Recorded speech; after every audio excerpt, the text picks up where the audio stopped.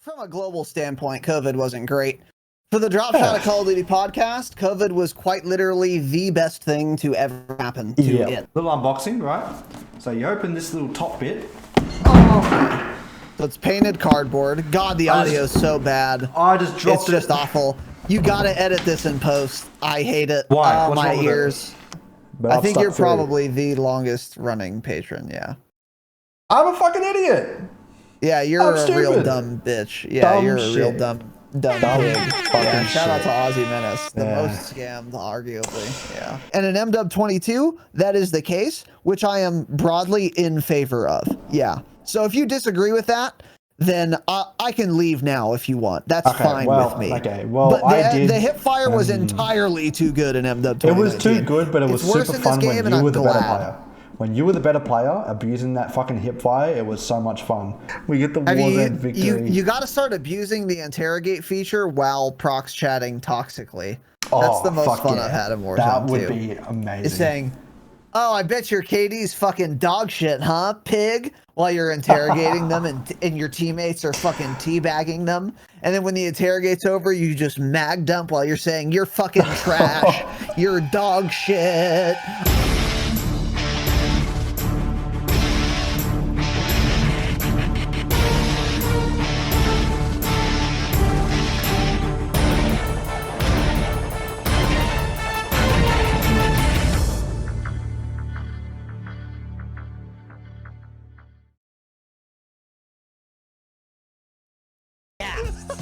That'll definitely do. Ew. Join the Discord. It was the least fun I've ever had playing this game. A small but vibrant and extremely humble community. No, I've seen the sleeves, but I'm like, you said you're suiting up and then you put your sleeve on. Thank you for saying that. Because I'm a demon on the keys. Next thing I know, we're both dead. I immediately left the lobby. In Vietnam. What are they playing for? Are they playing to win? Stay humble. Stay humble. Hello everybody and welcome to episode number 8 already of the First Person Creator Showcase podcast. I am your beautiful, as always, host, Aussie Menace, but you can just call me Josh to make it easier. I am joined by someone very, very special today. I mean, like, very special. I guess every guest I have is special. That's a given. But this one's very, very personal. This one I'm very, very excited for. I'm honored for. As you know, in the past I've spoken, I'm actually nervous. I'm starting to stumble my words a bit. I'm getting nervous. Like, I'm that excited. You gotta in the relax, past, I've got to breathe. You gotta relax. It's gonna be in the past, I've mentioned this podcast a few times. So I'm just gonna let me give you a brief history of the show that this guest is a co-host of. I've been listening to it, the Dropshot podcast, by the way. Listening to it for literally nearly 3 years. Almost, I've listened to every single episode, every single Patreon episode. I'm a tier 2 sub to him and his fucking co-host. I'm a Damascus patron. So yeah, I'm a little bit of a fucking fan, alright? I am joined by the one, the only, the boy with the toy, Razinon. Hello, welcome. Thanks for having me, bud. It's an honor and a privilege to be here. Honor and a privilege indeed. For me, not for you. You're just here because I have a gun to your head. Here, I'm behind you in your room. Gun is pointed. You that also is told possible. me that if I outed that secret, I would be, you'd pull the trigger. Well, thanks everyone for watching and listening. I wouldn't be able to admit it, obviously, but yeah. Well, we'll figure something out. We'll figure it out, yeah. All right. So, I don't even know, man. I'm just fucking lost already. How do you do this? How have you done this for 280 episodes? Well, man, it's real. This is something Tanner and I talk a lot about on the Dropshot of Call of Duty podcast. Podcasting is fundamentally a very difficult job. It's a difficult career. People, like Navy SEALs are like, oh, storming Bin Laden down. Hang on. Your voice has gone to shit. Your microphone is doing a thing. Are we having technical difficulties? I think it's all good now. Oh, it's my internet, I think. Oh, it was just going shitty for a bit. I think it's all good now. Continue. Yeah, it was my internet, probably. Sorry. Anyway, yeah. I don't even know what I was saying. Yeah, podcasting it was a shitty joke. It doesn't matter. But yeah, 280 episodes. Yeah, it's been a long time. Yeah, you've been a listener since the beginning, the real early episodes. I don't even remember when you started listening. That's how long it's been. I think it was we've been like doing May the program 2020, for maybe earlier. Yeah, that's early as fuck. Because we've been doing the pod for almost 3 years. And I don't remember you not being there. Yeah. I'm like a 29-month streak subscriber on your Twitch, so yeah, it's a lot. It's a disaster. That's. I have put too much money into your shitty show. Oh, and entirely too much. Get scammed. Yeah, get literally scammed. And you are of course dumb, but yeah. But yeah, no, it's great to be here. Thanks for the invite. And yeah, how did we do 280 episodes? We fucking kept going, man. That's the best advice I can give anyone. So powered through. Before we get into the show notes and everything else, I just want to, first of all, I just want to give a huge thank you, because a lot of you listening know that, if it wasn't for Bread Gang, I probably wouldn't be Aussie Menace and where I am in terms of like the aiming community or whatever. But really, like, obviously, big shout out to Bread Gang. Love Bread Gang. They helped me get to where I am. But really, I would not be on a personality that I am on Twitter and now on the podcast world without the Dropshot. The Dropshot is the OG group. Like, if it wasn't for the Dropshot podcast, I wouldn't have, reinstalled my Twitter, forgotten my password, reset my password, changed my, I wouldn't be where I am now. The podcast would not exist without the Dropshot. So big thank you to Casey, or Razinon, and of course his dumb shit co-host Tanner for everything, and the community and just everyone. So much love for the Dropshot podcast. Oh, I very much appreciate that. And that is of course true, right? Because here's the thing. How did you find out that aimers exist? Because me and Tanner were fucking sucking off Nate Gibson and Syrian and the gaming definition and later Raiden on the program. And you and many others, rightfully, were like, hey, those guys sound pretty fucking good. I'm going to go check them out. And then you saw them and you realized why we were doing that, of course. I would imagine that's what happened. So you're welcome. I think you're spot on there. I think that is how it happened. Yeah. And hey, look, now and you're welcome, and I will accept royalties. We can discuss that after this episode. But yeah, no, seriously. Well, hey, I'm glad it's worked out. Needs to fix itself. Is it am I getting robo voice? Is that what's going on? Yeah, every now and again you're getting robo voice. That's very weird. You're meant to be the podcast host. No, you're meant to be the podcast guy here, and quite frankly, it's been a disaster so far. Well, to be clear, I don't have robo voice with fucking Tanner because he doesn't live in a dog shit country like Australia, like you do. So maybe it's your fucking fault. I get quite good internet, actually. I live in one of three cities. Good Australian internet. Was that 5 megabytes down? Fuck you. I get about 80 meg down. I'm in. Great internet. I'm in one of 3 non-capital cities that have access to this thing called ultra-fast cable, where it's not NBN, which is like our main internet. It's literally like this cable that goes from the power lines and to a box in my house that had to get like drilled in. And literally one of 3 fucking towns in the entirety of Australia that has it. So I'm lucky. Yeah, I'm lucky. So everyone else that doesn't live in the city, like Melbourne or Perth or Adelaide, it has dog shit internet. Primitive technology. Yeah. Primitive. Mm-hmm. So yeah. I remember back in the day when I got Elder Scrolls Online and I came home and I was very excited to play it, put it into my PlayStation 4. The update took me 2.5 days at 200 kilobytes per second. It was like a 100 gigabyte update. So yeah, that's a brief history of Australia. Yeah, it was awful. I couldn't do it. I've heard horror stories from every Australian I've talked to about how bad the internet is there. Yeah. Good Lord, Robo Voice. Move. Ooh. Even your videos doing dumb shit. Anyway, let's get into the broadcast, right? Okay. Raz, tell me about the Dropshot, how it came to be, the growth in the community. Just give me a brief rundown. What is the Dropshot, a Call of Duty podcast? I would love to do that. So basically, Tanner and I won't go into too much detail. I'll try and keep it to the relevant details. But my co-host now, Tanner, he's always been the co-host.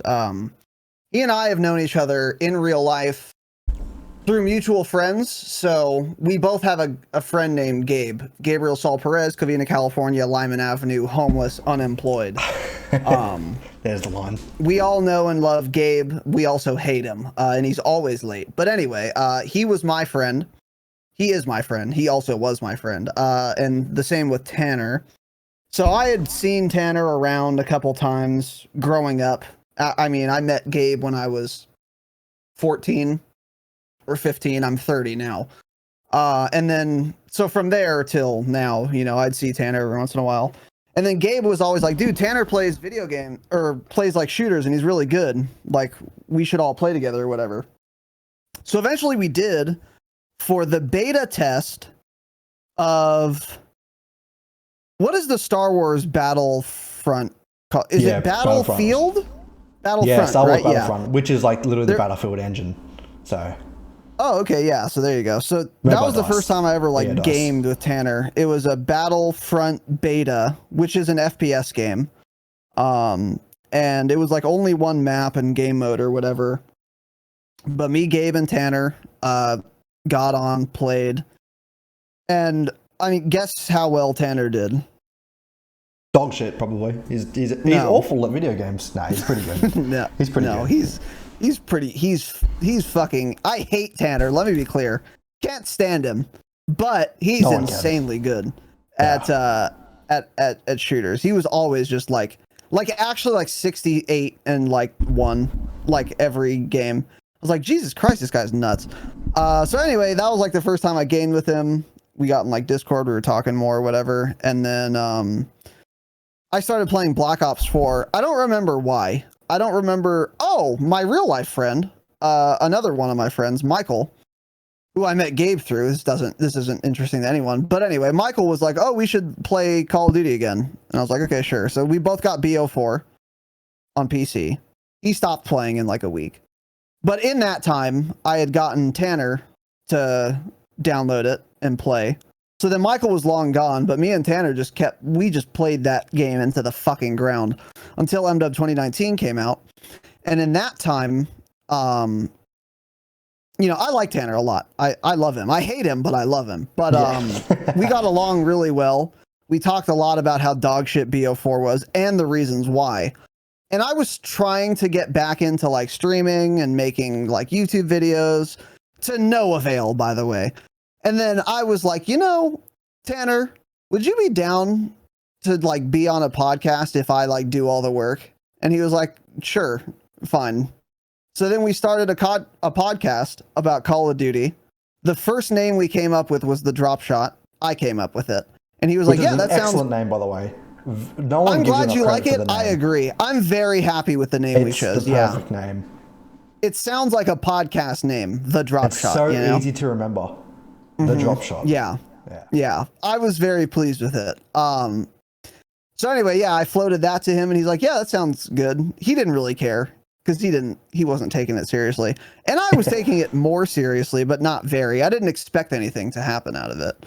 So then we started the podcast. We did it once a week and we talked about, you know, patch notes, changes coming up, and our own like opinions or whatever. So we kind of merged what are now our Thursday episodes and our Saturday episodes into one episode. If you listen to those really early episodes, you might be able to pick that out. And eventually we were like, man, I want to explore more concepts without being tied down by going over fucking patch notes or whatever. So let's do 2 a week. And then we did. And then pretty much right away, we started getting a lot more eyeballs and ears, I guess, as it were, than either of us had expected to. And then it just kind of started to snowball. Because there was no real Call of Duty podcast back then, was there? I'd never heard of any. That is correct. There were some Call of Duty podcasts nominally, but none of them that existed at the time or now were serious endeavors. So there was maybe one or two other Call of Duty podcasts, but like they would, for example, talk about the CDL only and do an episode every like 3 months and then just stop uploading completely. Or they were not about the CDL, they were just about Call of Duty broadly. But again, they wouldn't upload regularly, and most of them by then had just stopped even trying. So no one was like doing a concerted effort to do a Call of Duty podcast, which I still think is completely fucking insane. Because podcasts, especially back in 2019, 2020, and maybe this is still true today, were the fastest growing type of media on Earth. I mean, more and more people become podcast listeners every single day. This was especially true back then. So there was this huge, gigantic, untapped market, especially with MW 2019 coming out, because this was capitalizing off of... Yeah, exactly. This was capitalizing off the name recognition of Modern Warfare, the original, COD 4, which was a huge fucking game, obviously. It was the first ever crossplay game. It was back to Infinity Ward. It had and it had Call of Duty behind it, which has always been, well, for a very long time now, has been a giant in the FPS game scene. And no one was marrying podcasting, this gigantic untapped market, with Call of Duty, this giant fucking FPS game that no one was talking about in a podcast. So we got very lucky that we were kind of the first movers on that. And since then, people have come and gone. We saw a couple people who have much larger followings than Tanner and I start a Call of Duty podcast, not get the we success can get they into wanted. that if you like. Sure, yeah, if you want to talk about it, we can. And then I've listened they to that just episode stopped. a few times now, actually. I've gone back to that. Yeah, and they just stopped doing it. There's also, as someone in your chat is saying, an Optic Call of Duty podcast. Tanner sent me a message a couple days ago, and he said, "Did you know we got like more downloads or listens this week than Optic's Call of Duty podcast did?" And I was like, really? Because that's fucking insane. They're Optic. They're like a multi-million-dollar gaming org. But our podcast is doing better. And I think that speaks to two things. Again, number one, we were the first movers. We started our podcast before they started theirs. So we already have that Call of Duty podcast market on lock. Number two, we are better than them at podcasting. Oh, so I think both of those things play into it. But we got very, very lucky to be where we're at now. Not that we are fucking Joe Rogan experience or anything, but we're doing okay and we're still growing. And it was a confluence of events and an alignment of the stars, as it were. So also the fact that you and Tanner are probably two of, I'd say maybe 5 total actually charismatic Call of Duty content creators. So that could help a lot.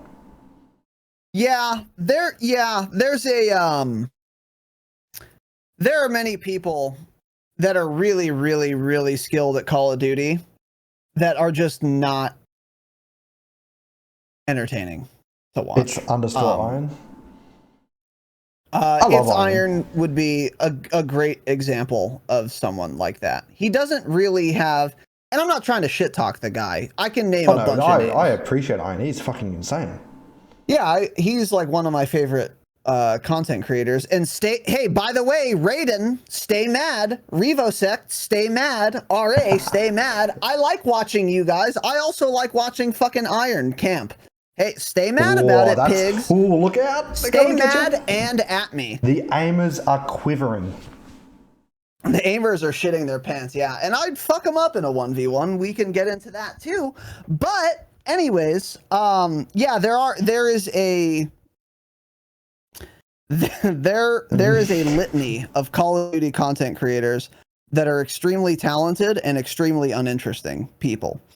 And if you want to make content in any capacity, you need to either be so good that your personality doesn't weigh you down so much that you can't make a career, which is hard because you'd have to be really good for that to be the case. Or you need to be decent and extremely interesting. And you can look at someone like Tim the Tapman or Dr. Disrespect as examples of the latter group. And now let me be clear. Tim the Tapman, people shit on him for being terrible or whatever. He's pretty fucking good, dude. Oh, he's a pretty good player. Better than the fucking 72-inch TV battle dads, that's for sure. He's better than a lot of people, dude. His KD, his like lifetime Warzone KD is like 2+. Like this is 99th percentile shit. Yeah, this is like really good. Like he's quite good. He's not as good as everyone he plays with, but he's still good enough. But more importantly, is he's interesting. He's entertaining. He is. And that is ultimately what people. If someone's watching you play Call of Duty, make videos about Call of Duty, talk about Call of Duty, ultimately what you need to be is entertaining. And so if you're really good at the game, that can be entertaining in and of itself, but it's better if you have both, for sure. Exactly. And it's possible to be not that good, but so entertaining that it doesn't matter because people aren't watching everyone for, a fucking tutorial on how to dunk on kids. They're watching to be entertained. So that is very important. Yeah. Like I've found a nice healthy balance within the Amy community where I'm not focused on just gameplay content. I'm more focused on doing my stupid skits in front of a green screen. Amy intern video, for example. And what's been more popular? My clip dumps or my little fucking dumb little skits? Hey, it's the dumb little skits because, hey, I'm actually trying to entertain people. But they also have broader appeal too. But yeah exactly. Mm-hmm. Yeah, for sure. I feel like one thing we should probably mention is your podcast started at the perfect time. As you said, with Call of Duty being back to its roots, modern warfare and crossplay, just this huge revolutionary game, changed the course of Call of Duty forever. And Warzone, of course, too. Exactly, and as I was going to build onto that is you got that plus Warzone, which was that completely changed Call of Duty and arguably forever or for the very foreseeable future because that's their number one baby right now. They'll never, until it dies, it will never be non-prioritized. So you got that, and also multiplayer's dead. Multiplayer's dead. Multiplayer's dead and gone. And COVID. Yeah. Like I've, as I said at the start of the broadcast, I thanked you for everything. One thing I failed to mention was the Dropshot was there during a very shit time. My life at that point was wake up, go to work because I was an essential worker, come home, sit on my ass, do nothing. Couldn't go to the gym, couldn't see my friends. What the fuck was I to do? And then, hey, the Dropshot, a Call of Duty podcast was there. And Razinon's not even here. There he is. No, I'm here. I'm listening. I was just getting whiskey. So I was in my the room. Dropshot was there. The Damascus hangouts were there. Just the random shit like you and Tanner would be streaming. I'm like, hey, you got a spot open? And then I'm playing with you guys at 4 a.m. like an absolute fucking idiot. But the Dropshot of Call of Duty podcast was there when I had nothing. Like as I said, couldn't go to the gym, couldn't leave my house. All I could do, literally all I could do was go to work and go do grocery shopping. That was it. It was fucking terrible. So the Dropshot helped me through that as well, big time. I'm glad to hear that, and we heard that. Man, I've been sent that message 20 times, 30 times, 40 times. Rightfully so as well. That was so like, from a global standpoint, COVID wasn't great. For the Dropshot of Call of Duty podcast, COVID was quite literally the best thing to ever happen to it. Because everyone was locked inside. Warzone blew the fuck up. It was free to play and it was cross-play for the first time ever. So everyone was fucking getting back into Call of Duty or getting into it for the first time. We were the first movers. We were the only Call of Duty podcast, really. And we had a Discord, we had a community, and when everyone's fucking locked inside, they're gaming more, they have more free time, they're more inclined to look up Call of Duty podcasts, and they did, and that was fucking excellent for the podcast. Was it worth the millions of deaths that happened? Maybe. Yeah, maybe. But whether or not it was, we can quibble about. I'll leave that to the ethicists. But for us, I didn't die of COVID. No one in my family did. I'm joking. Obviously, it wasn't worth millions of people dying. Fucking relax. But anyways, it was very, very fortunate for us, at least in that respect, because and we also did provide an outlet for community. We did a lot more community events back then. We did hangouts every week. We were smaller too, so that made the community a bit more tight knit. Small but vibrant and extremely humble community. Yes, that's exactly what it was, and still is. It's a little less small, but it is still all of the. In the grand scheme of things, it's still pretty fucking small. The community aspect is still there, absolutely. Yeah, and the community, and the like active Discord community is still, this is a group of probably 50, maybe 100 people that are like really active, so that's still there to an extent, but we did give that outlet to a lot of people, and we've heard the same kind of thing that you said a lot, and we did not do that on purpose. That was kind of a happy coincidence, and once we realized it, we were like, oh, that's really cool. I'm glad that's the case. Maybe we should do more events. Maybe we should start doing like tournaments, whatever. So we kind of, once we realized people were enjoying that, we started leaning into it more, but we did not do that on purpose exactly, Yeah. Just the pieces, the stars aligned, and then you capitalize. Yeah, exactly. Yeah. All right. Well, that's a very nice history of the Dropshot. There's a lot of history there. Hey, I still remember. One thing I failed to mention this as well. I still remember the first Damascus hangout.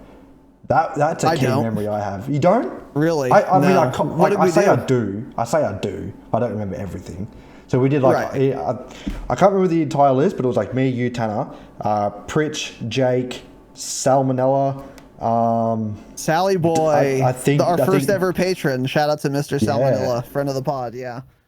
I think Doug was there. Well, no, he might have been. Doug. Doug was not there. He was not there? He was not at our He was there a little bit later on. At our first hangout? No. It was me, you, Tanner, Pritch. We didn't even Jake down, Sal. Oh, I know there was more. Anyway. But, we did icebreakers and we chatted for literally like hours. Oh, the fucking icebreaker. The icebreaker, yep. I vaguely remember And we heard this. Sal's stories of all those run-ins with the law. He was banging H in like a pickup truck and crashing it. Yeah. Yep. Yeah, I remember that. Yeah. Yeah.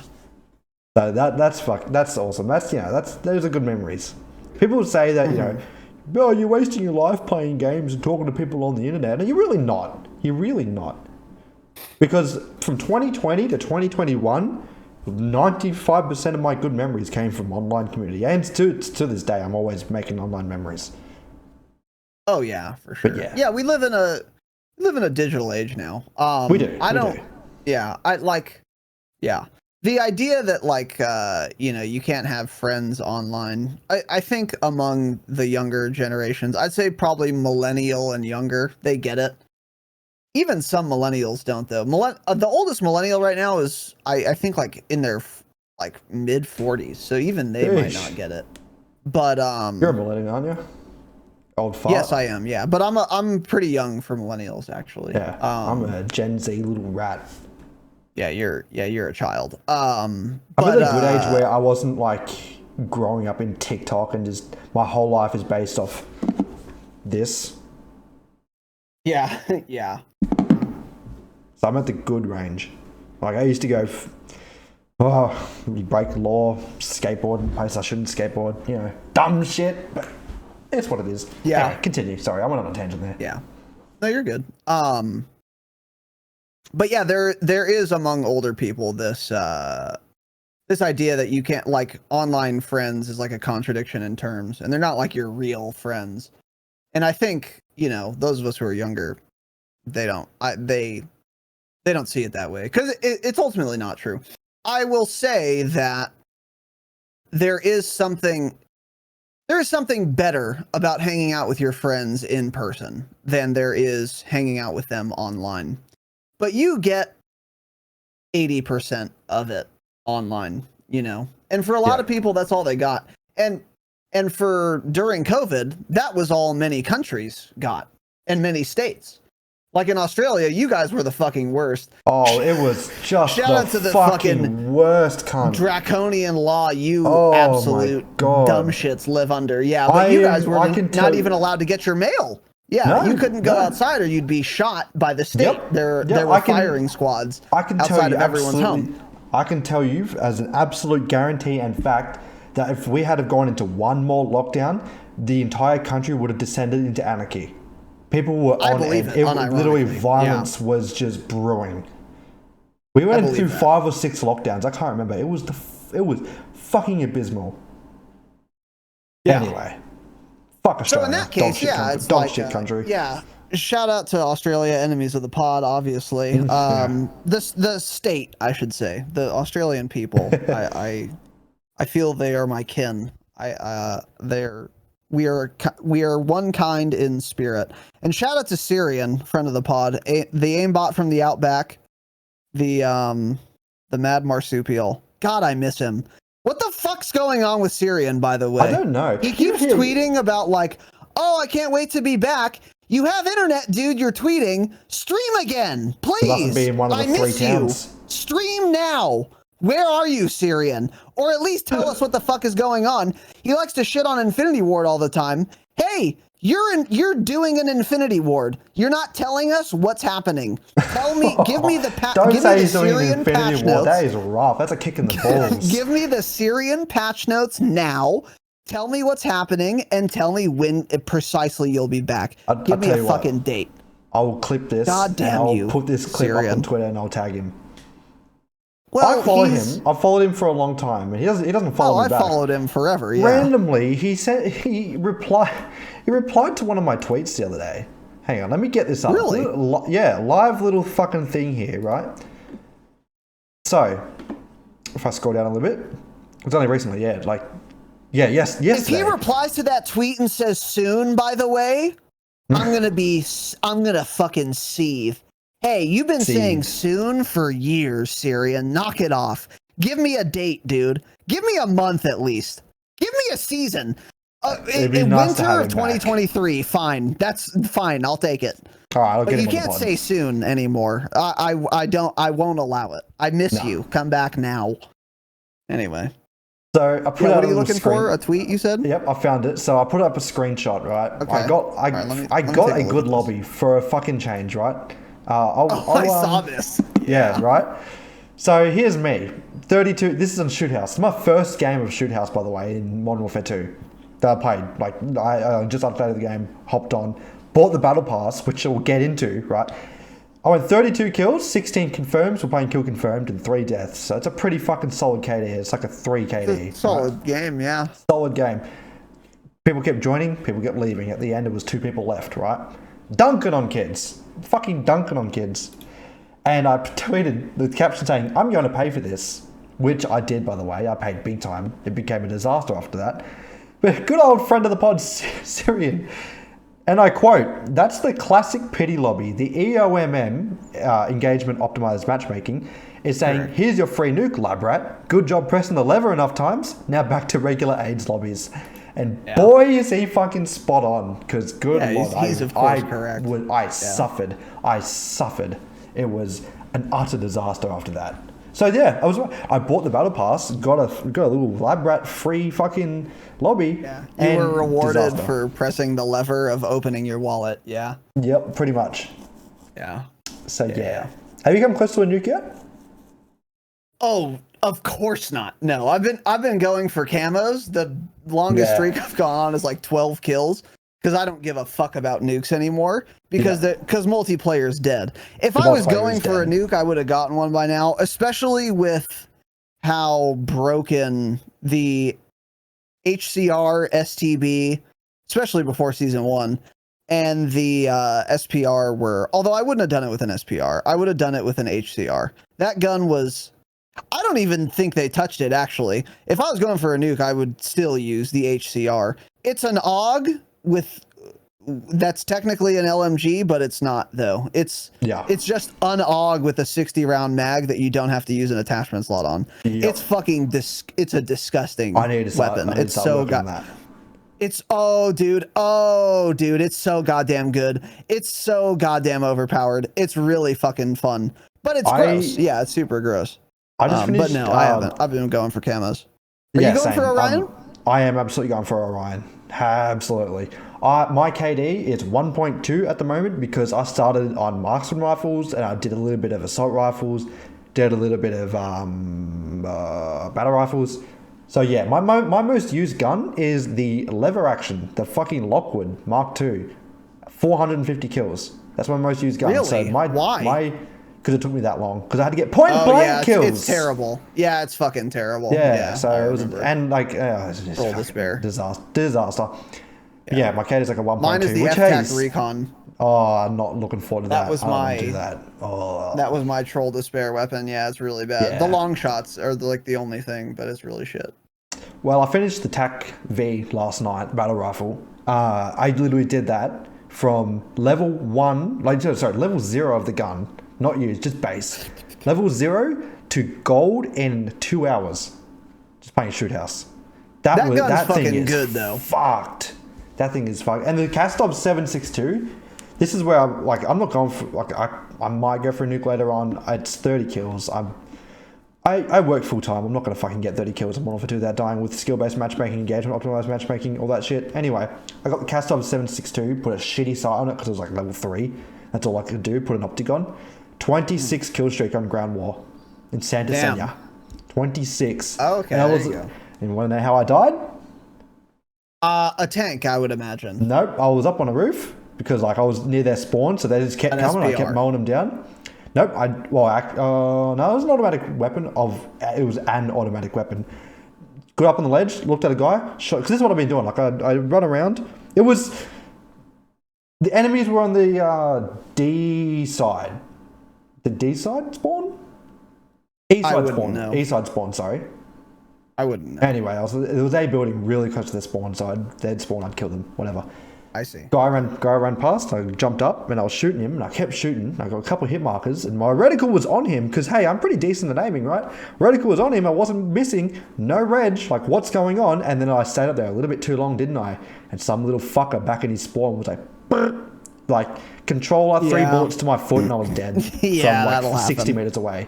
On a 26 too, and I was furious. That fucking sucks. Yeah, I'd be seething. Did you get a calling card for the Brutal? I would assume not. Not that I saw, no.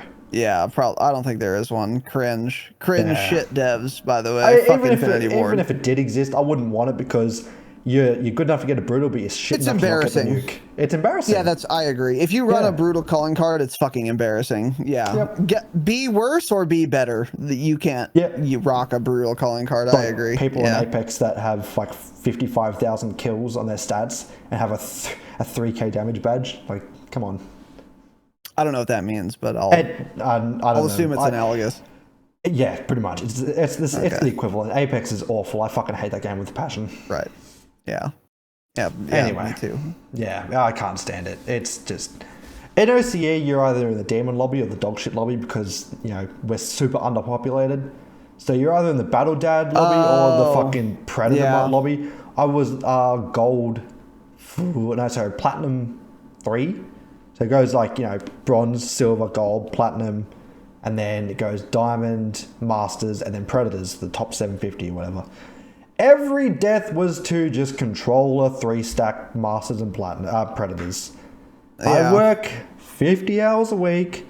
I don't have time to do that. Fuck off. You can't be doing that. So Apex is unplayable. This is in pubs, right? Pubs, by the way, and ranked. Oh, really? Yep, pubs and ranked. Oh. So, I don't want to talk about Apex. It just makes me so mad. And my guest next week is an Apex main, so I'm not looking forward to that. Cringe. Shout out to Warden. Yeah. Warden's on next week.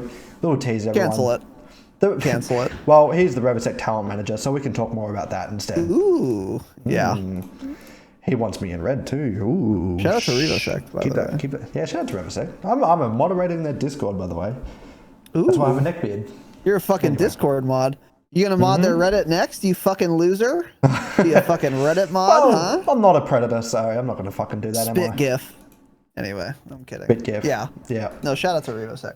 I love the boys in RA and the community. I got a SkyPad, by the way. I use code RDN at checkout for a pithy 5% off. By the way, fuck I thought you, it was Raiden. 10%. I got 10% off mine. Maybe it must have was. changed I it. wasn't paying much attention, to be honest. But it fucks though. It fucks hard. They're so good. I've got the stats. After a week on SkyPad, my AimLab scores went up 30% across the board. Damn. Just by having a different mouse pad. And It's now super that consistent because it doesn't get dirty. Yeah, true. But like if you get one speck of dust under it and you feel that and it scratches, and then you have to. Yes, you take your will. mouse off and But wipe you'll it. know, so you can get it off, and then you're chilling. Yeah. Right here, I've got the. I just bought a Logitech G Pro X Superlight. So I got this. Oh, okay. I had a Glorious Model D, like corded one, shit one, worn out skates. Got this, and on my second try on Strafe Track Ultimate in AimLab, I got a 15% better score. The peripherals are pretty fucking important. Anyway, actually, speaking of SkyPad, I was going to get into this. They're important if you're good. Yeah. Well, If you're not that good, they're not going to make you good. But if you're good, then they are important. Yeah. I wasn't that good, but it helped me get better. Put it that way. It helped me get to the point where I can say I'm pretty good. I was actually going to get into SkyPad right at the end because I know you bought one. The little sponsorships part of the show notes. I could probably hit you up. Would you be interested in a SkyPad sponsorship on the Dropshot of Call of Duty podcast? Because I could probably help you get that. Contact. Would it be Bazin? Who's there? Baz. It'll be Baz. Okay. Yeah, we could talk. Because I feel like that'd be a really good opportunity for both you and SkyPad. Because you've got the listenership, and they've got the product. Yeah. Depending on their. Okay, I'm going to sound like a cunt. Not to big dick anyone, but depending on their budget, yeah. I don't know how big of a company they are. They're going big now. They're getting pretty big. They've got Baz on full time now. He's full-time SkyPad that's brand dope. director. Yeah. Friend They of gave the him pod. health Shout out to insurance. Bazin, is that how you say it? I don't know. Bazin, Bazon. Change I just it. call him Baz. I just call him Baz. I could call him Blake. Or Mr. Bread, whatever. Dad. Yeah. I call him Dad. Yeah, no, I'd be interested in that. I support the product. I mean, I'm literally using it, so that would be cool. I could probably set something up for you. I'll let him know. I'll let him know. Don't stress, but yeah, if they're interested in that, I could send them my analytics. Which we can talk about here as well, but I can prove it to them. If they Well, want. they should give me a sponsorship, shouldn't they? For my 70 downloads I get. Pretty fucking huge. If they do CPM, they'd have nothing to lose. I mean, yeah. True. They could just pay you based on downloads or codes or whatever. But anyway. All right, let's get into the next little subject. What's your first FPS game? What consoles have you played on, and how long have you been on keyboard and mouse / PC? Ooh, that's a spicy little fucking question, isn't it? It is a spicy first one. FPS game. Boy, I don't remember my first FPS game ever because I've been gaming since I was sub 9, so I was probably 7 years old when I got. How about I remember your my first earliest video memories game of ever. FPS? Yeah, no, I got you. Yeah. The first video game ever I played was my mom, for my older brother's birthday, got him a PlayStation 1. I'm 30. I was 7 years old, I believe, at the time. And he played it a little bit, and I played the fuck out of it. He was not, as it turns out, which is still true to this day, he was not much of a gamer. This guy was. So I was balls deep in Crash Bandicoot, dude. I don't know what game it was. I think we ended up getting the Wrath of Cortex later, but maybe the Wrath of Cortex even at that time. But yeah. Okay, then yeah, it wasn't the Wrath of Cortex. It was an earlier Crash Bandicoot. Yeah. That was the first ever game. We didn't have a memory card because my mom's a mom, so she didn't know Hey, that I you went should through get the a exact memory same card. thing. Don't worry, I never had a memory card until I was like. She literally 9. didn't know. So I would play the first fucking 3 levels, or like over and over and over again, and then eventually I was like, "Hey, bitch, buy me a memory card." Since she did, and it just cracked the whole game open.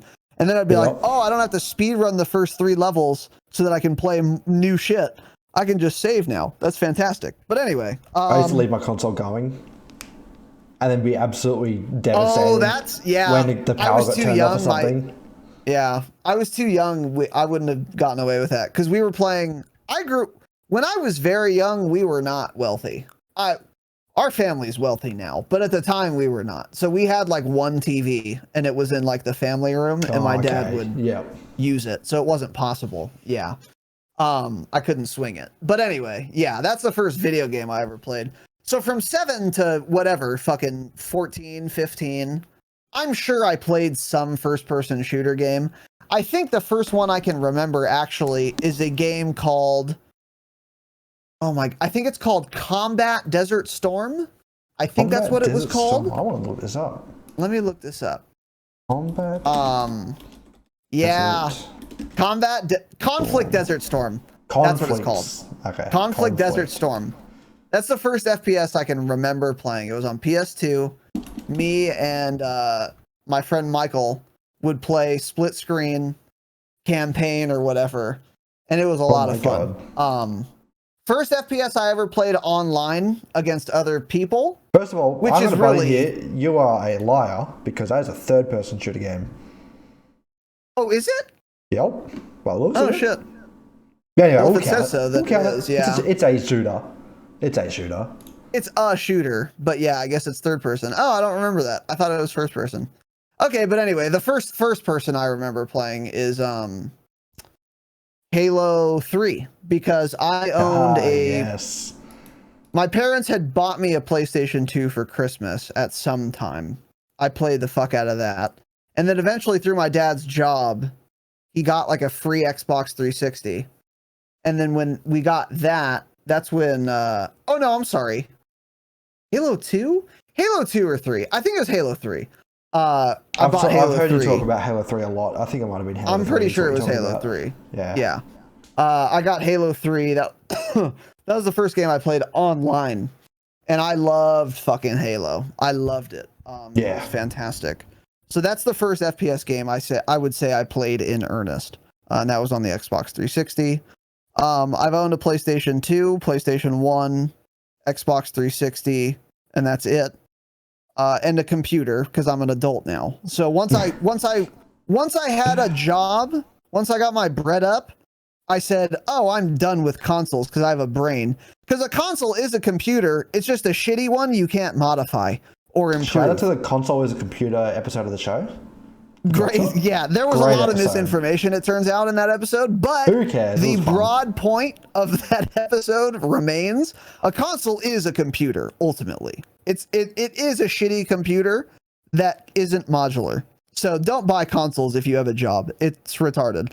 Especially now with crossplay. There's quite literally no reason to ever buy a console unless you want to play like God of War, which is PlayStation exclusive. Which, and on principle alone, I refuse to buy a console to play one video game. It's 2022. Stop making exclusives. I won't spend the money. I don't care how good your game is. So fuck PlayStation, fuck Sony. I have a PlayStation 5 for God of War, Spider-Man. Yeah, you got baited. Ghost of Tsushima. No, they're fucking great. It was worth every cent. They are great games, but also you're supporting this exclusivity dog shit. Well, my missus got it for me for Christmas, so fuck you. I didn't spend a cent on it, bitch. I just spent $300 on God of War Ragnarok Collector's Edition, though. That was fucking cool. Did you really? You know what? I'm going to get it live on the show. Hang on. Does it come with his fucking flaming spear or whatever? It comes with Thor's hammer. You make me so fucking sick. Fuck you. You're an adult, I guess. Yeah, that's fine. I have money. I guess. I work hard. I buy dumb things. Yeah, you have money. Here it is. You have cash. Okay, I have to like hold this up, right? There's that. Little unboxing, huh? Little unboxing, right? So you open this little top bit. Oh. So it's painted cardboard. God, the audio is so bad. I just dropped it. It's just awful. You gotta edit this in post. I hate it. Why? Oh, my ears. Oh, it's so loud and dog shit when you're dropping things. Fuck you. Can't drop things on your mic, man. You gotta stop. You gotta edit it in post, man. You gotta edit it in post. I just lost something. Okay, well, whatever. You've lost your goddamn mind for buying this fucking collector's edition of God of War, a single player game. It's gone. I found it. Right. Okay. Mr. Motorcycle, he is here. Hey, buddy. Alright, I haven't opened them yet, but okay, start off. Comes with these really nice little wooden figurines, little wooden characters. They're pretty cool. Really detailed. You can use too. those in your D&D theaters, unironically. But you know what? You should think about doing that. You know what I'm using tonight at D&D? What? This, bitch. Comes with a little bag. In this bag. Was that going to be your little dice case? Nope. It actually has wooden dice. Oh, that's fucking sick. Yep. From a D4 up to a D20. Look at those. those. That's a D20? Ooh, that's dope, dude. These are worth every cent. It's not $300 dope. No, it's not. Well, it's not $300 dope, but it's quite dope. That's very cool. It's maybe $200 dope. These are fucking cool. I love these. They're like heavy. Those are really cool, they're actually. heavy, so it's like a hardwood. Like I'm surprised the God of War Collector's Edition would come with dice like that. Hey, I'm not complaining. Well, most like God of War players aren't fucking D&D players. Oh, they can get Why would it come with dice? I'm benefiting from it. So yeah, no, it's cool. Fucked. Yeah, it's really cool. I'm just surprised they included it. So I'll put that back in a little plastic thing. I've got to what I'm doing is I'm making like a... And let me be clear, once again, I apologize to all the listeners if he doesn't edit this in post.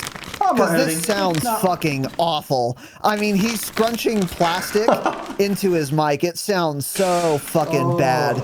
Oh, it's the fucking worst, yeah. Hey, and fuck you. And it's your fault, and you gotta make it stop. Twitch.tv/Aussie Menace. Scroll down to the donate, and there is a donate No, it's not the microphone. No. I'm not blaming your microphone. I'm blaming you for fucking crunching up your plastic directly into your mic. I'm still a novice, it stop, man. All right? I'm still a novice at fucking podcasting.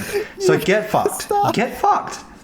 Yeah, I'm fucking with you, but it was actually loud. Turn it down and post a little bit. That's what I would recommend. We'll see. All right, so the little steelbook, right? Pretty cool. Nothing crazy. Just a steelbook. Has 2 fucking disc slots, even though it's a digital copy that comes with it. So whatever. Right? Did it come with discs? Oh, digital only. So it came with an empty 2-disc fucking container. Yep. That's hilarious. It is. That's hilarious that they did that. Now, that's pretty funny. That's pretty based. That's pretty based. Main event, right? These magnetic doors open up.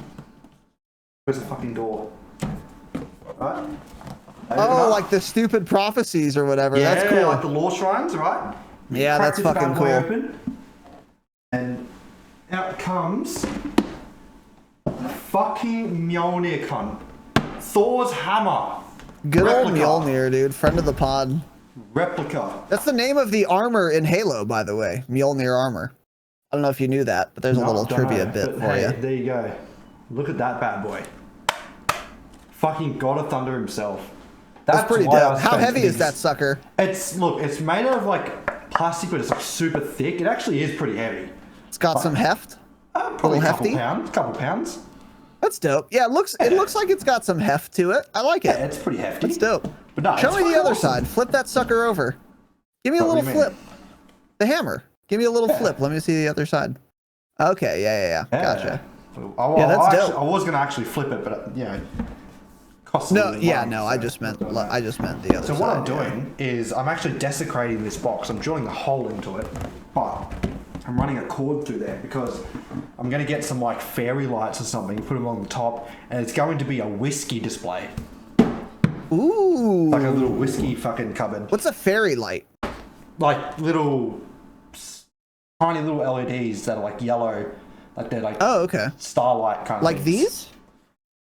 No. Like little, they're on a string, like a thin wire string with tiny little yellow LEDs. So it looks like if you hang it up, it looks like starlight, kind of. Oh, okay. Christmas tree lights in a way. Guess who else is there? But yeah, that'd be cool. Hey, this is a first-person creator showcase podcast, first-person shooter, blah blah blah, creator podcast, whatever. So, hey, hope you enjoyed that and get fucked because that was fun. Yeah, that's cool. But yeah, I'm an adult and I'm spending exorbitant prices on fucking collector's edition of games, right? Bring it on. Well, some of us are gamers. You don't spend that money going to bars like a lot of kids do, so you probably spend less money on trash than most people your age. So. You know what? Should I do it? Should I really piss off the listeners and show you something else that's actually first-person shooter related? Oh no! Well, now you have to. Yeah, now I have to. Yeah, and listeners, I am sorry, but also get fucked. Is it a toy? It's a toy. It's a toy? You got a toy? Oh, no. It's not a toy. Oh, it's not a toy. I found this on Facebook Marketplace for 60 Australian dollars, which is like 40 How much real money is that? 40 bucks. Okay. This is mostly unopened, by the way. It was opened, but all the bits inside were not opened. Black Ops 2 Care Package Edition. Oh, that's fucking dope. I've seen this. Yeah, that's dope. That's worth 40 bucks, dude. I would spend that. Someone fucked up real bad by selling this at that price. I wonder how much you could get for that now. I looked up on eBay Australia. $1,000. There was like 2 on there, and they were in 4 figures. Jesus. Yep. So if I take that sleeve off. Yeah, someone really fucked up. Someone fucked up real bad. So, I'm gonna open this up. So it has like this box here. I'm not gonna open it, but I'll fucking open it. Oh no, I won't. It's pain. There's a little remote controlled drone in there. Some little it comes with a drone? Comes with a fucking drone. Does it work? Have you tried it? I haven't. I don't want to take it out of the plastic. Yeah, I wouldn't try it. I wouldn't risk it. That's dope, though. It is fucking dope. Is it because did BO2 have drone? Yeah, it had drone killer, whatever is a streak. Drones. Yeah. Yeah. Okay, that's fucking cool. Actually, that's really. Well, cool. It's not a hunter killer drone. It's a little recon drone, like quadcopter thing. Still, that's dope as fuck. Still fucking cool. Like in here.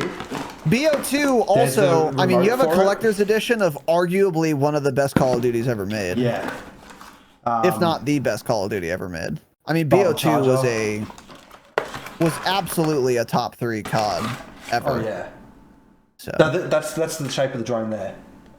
Little quadcopter. Oh, I see. Yeah, that's dope. Anyway, I'll pack that up later. I've made a mistake because I took everything out of its place. Oh. So yeah, I have a few little toys. I'm the boy with the toys, which we will get into right now. The fucking boy with the toy incident. The boy with the toy incident. Cold despair, the boy with the toy incident. Explain yourself. I will happily explain myself. This is something I've wanted to do for a long time because as I had been saying, I started, the first FPS I played like competitive. I say competitively. I don't mean fucking tournaments or anything. I'm not that good. But like online competitive, like pubs, like we all know and love. Most of you are probably younger than I am. Was Halo 3, and I played that on a controller, obviously. And then first FPS I've ever played on keyboard and mouse was Black Ops 4, when my friend Michael, because I wasn't really gaming for a long time. Or if I was, it was sparingly, and it was single player games on my computer. Well, I was playing a lot of an MMO called Star Wars The Old Republic, which I was really good at. I'm just better at RPGs than I am at FPS games. That's always going to be true. Super nerd, so yeah, that is true. Yeah, right. I grew up on them also. And it's just, even if I hadn't grown up on them, if I had grown up on both, I'd still be better at RPGs. I think that's just where my natural talents lie more. He's the Soul Tall God. I was so goddamn good. But anyways, the first FPS I played on keyboard and mouse was BO4. And then so I was pretty bad for a couple months.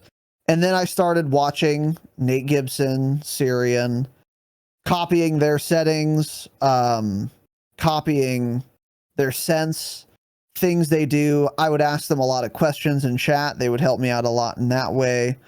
I'd be like, hey, like, why are you using this trash attachment? Like stock on a KN. I'd be like, this seems like a waste of a pick 10 slot stock, like ADS strafe speed. That seems useless. But they would like both run it, and I'd be like, why are you doing that? And they're like, oh, it's so good, dude. And they would explain why, and then I'd try it, and I'd be like, oh, yeah, it is pretty fucking good. Things like that. They know what they're talking about, and you don't. So. Yeah, it turns out they know what they're talking about. So yeah, I didn't have the arrogance to just say they're wrong, even though their KD was like fucking 20 times higher than mine. I would just say, if I'm not doing something that they're doing, it's because I'm wrong, and I want to know why. So I would go into chats a lot and talk to them, and those two specifically stand out a lot during that time.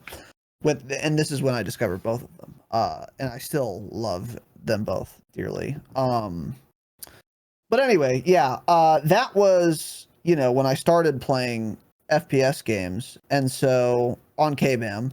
And then I started getting competent, and then now I'm good, So my Warzone KD for all of Warzone 1 was like a 155. Hey, that's pretty solid. Which is solid. Yeah. And for you guys listening, you might have a higher KD than that. You might think, oh, it's kind of dog shit. But it's like the 95th, maybe the 98th percentile of all Call of Duty players. Oh yeah, I was about. So for like sweaty nerds, it's not good, but for Call of Duty players, for Warzone players, it's really fucking good. I'm gonna be better than 95% of people. So I'm competent. I'm decent enough. But anyways, I got competent with that. Tanner's way fucking better. His lifetime Warzone 1 KD. Probably 2.5, 2.6, like 99.9 something. Which people don't realize how absurdly difficult that is to obtain. That's fucking hard. Yeah, it's insane. And he's got a whole super interesting... Pardon? Like, especially being a host of a podcast, he's played an exorbitant amount of Warzone 1. So, to maintain a 2.5, it's not fucking easy. My lifetime was a 1.5, my card error was a 1.98. And I just couldn't fucking do it. For like literally, we'll get to that later. Continue. Yeah, for sure. He's just really talented. And he's been playing forever. He's got a very interesting story. And if he ever replies to you, or if you guys ever schedule something, you can hear that from him. He's not on the show. Fuck him. Enemy of the pod. Yeah. I won't steal his thunder, but he's very good. But anyways, so we're both keyboard and mouse players only. Like, he hates playing FPS games on controller. He's done it every once in a while in high school to play with his friends on console, but like he's never done it seriously really either. So when we like started the podcast, and even now, we're two guys doing a Call of Duty podcast for a broad Call of Duty audience, but we're using an input that only 20% of Call of Duty players use. So we're missing a really big perspective that most of our listeners have, which is playing Call of Duty on a toy, on a controller. So long ago, maybe a year ago, I was like, you know what?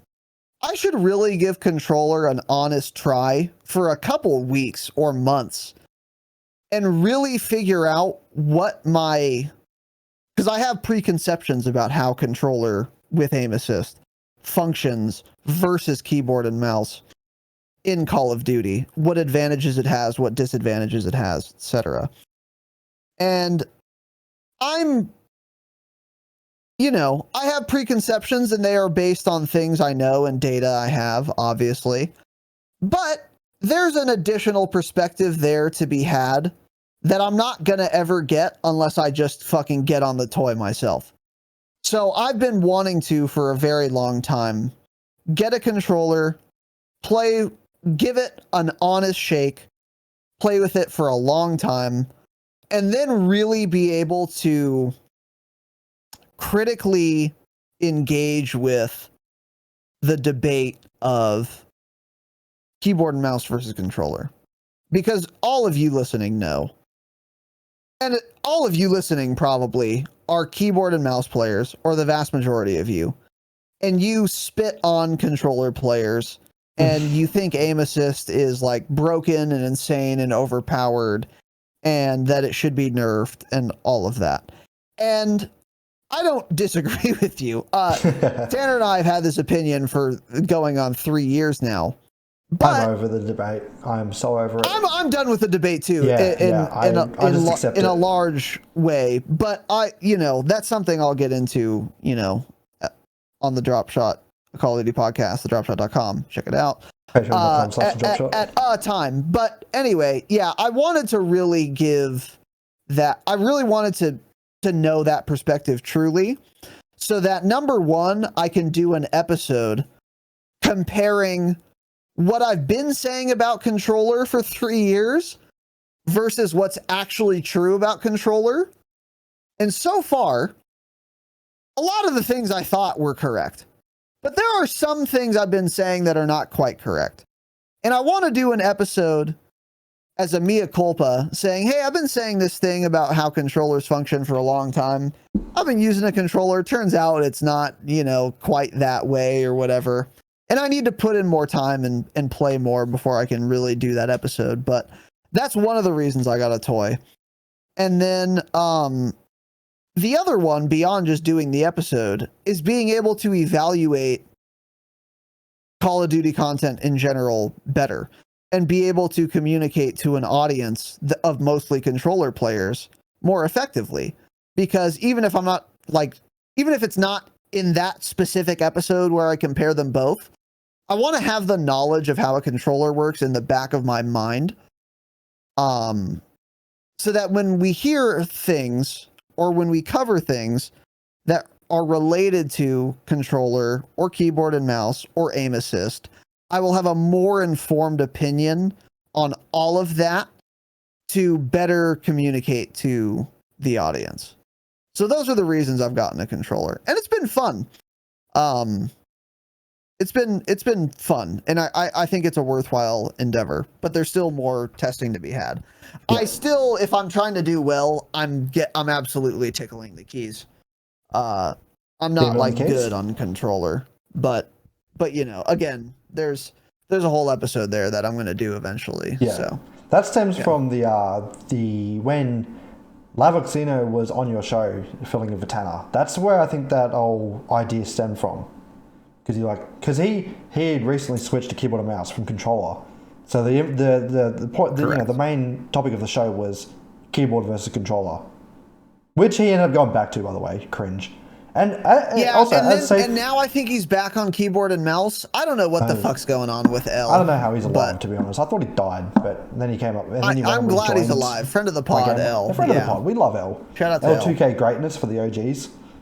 Yeah. Anyway, as Safety said in the chat, I tried to play Roller for a match and it was so hard after playing on PC for a bit. True. I played it because when I do gameplay streams on the weekends, I have a sub wheel. So if you sub or drop some bits, you spin the wheel and you make me do dumb shit. I do push-ups, take shots. That's funny. All that crap. I rake in the revenue, dude. I rake in the revenue on those streams. Rake in the revenue, yeah. Scam them. Get scammed. Tell your audience to get scammed. The lowest odds on the wheel is a little tiny slither on the wheel, right? And that's make me play controller for a match. And someone landed on that, and I played it, and I was dog shit. I was absolutely awful, right? But I remember specifically, I was on Shipment, M13. There's someone I was. Shipment's the map to play if you're on the toy. Yeah, absolutely. I was at A flag, right in the corner behind the shipping container. I'm pretty sure you know what I'm talking about. That spawn corner, where you can look straight over. You're behind a shipping container on Shipment. I know exactly where you are. Yeah.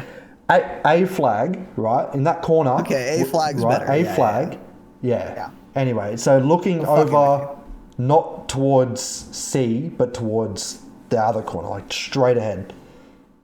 Where the forklift corner. Some cunt was down the edge of the map. Down the edge of the map, right? So I was aiming, but I was like, hey, I might just jiggle my thumb, my little movement stick here while I'm aiming, right?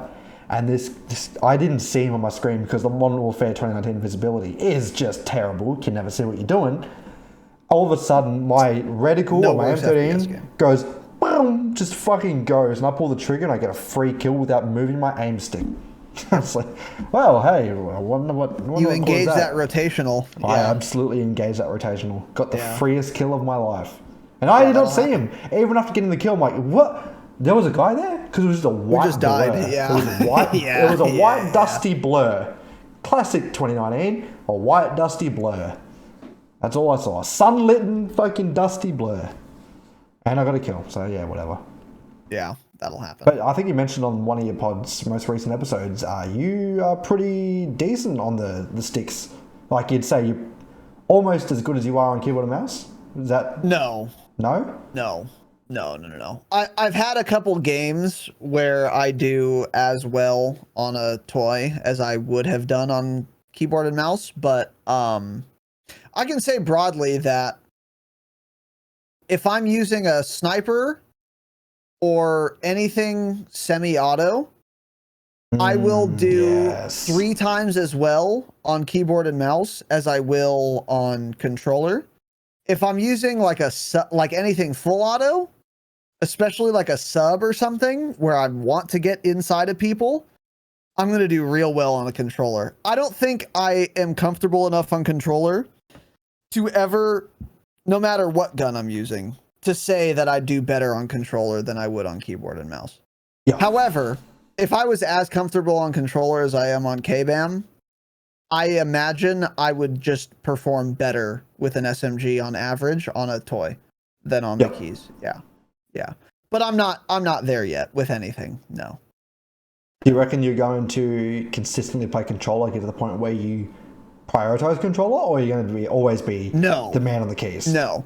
Because controller's not fun. Thank you. That's the ultimate thing. And this is something that Tanner and I have talked about that I don't expect my opinion to ever change on, is that, and this is something I'll say in that comparison episode we will do at some point.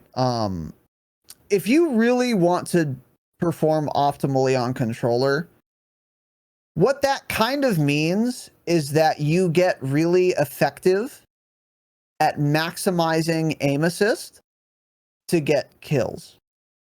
And that is not a play style that I find deeply satisfying. Yeah. In the same way that actually aiming my mouse precisely on someone's head with like a sniper from really far away is satisfying and fun and engaging. And the best controller players, they try to, the way you're playing on a controller, I think, I'm not dead set on this opinion yet, but I think this is true, is that the best controller players, what they're doing is they're trying to maximally engage rotational aim assist in the maximum possible number of engagements such that they are performing very well. Because you can't aim precisely on a joystick. It's not possible. No, it's hard. So I don't blame them for playing this way. This is how you just have to play on a controller. If you want to do your best, it means playing in such a way where you're engaging rotational aim assist as often as possible. I'm not shitting on someone using a controller. I'm not saying that's a bad thing or a wrong thing to do. That is the correct thing to do. Because if you try and just do raw aim versus raw aim, keyboard versus a controller, you're always losing to keyboard and mouse. There's a reason aim assist exists. There needs to be aim assist. Hey, shout out to L versing Tanner. I could beat you with aim assist off. I remember that as clear as day. That fight. Yeah, he's a fucking idiot. Yeah, it's so insane. And he got what, 15 to like 3? Yeah. Of course you can't. It's not possible. Aim assist needs to exist to an extent. Yeah, of course. Yeah. For crossplay, especially. Exactly. And Numster and I went on this tangent last episode. Getting a kill with a mouse and keyboard versus getting a kill on controller. If you get a kill, we talked about pretty specific examples, right? If you track someone out of the sky, you are literally moving your body like this, right? Or like this. And you got to do it pixel perfect. You have a steady pace. It's got to be a consistent pace, right? And although it's hard, it's fucking hard to do. It's super rewarding. It's better to do this. It's more satisfying getting a kill doing this than doing this. Like moving your movement stick and not actually aiming.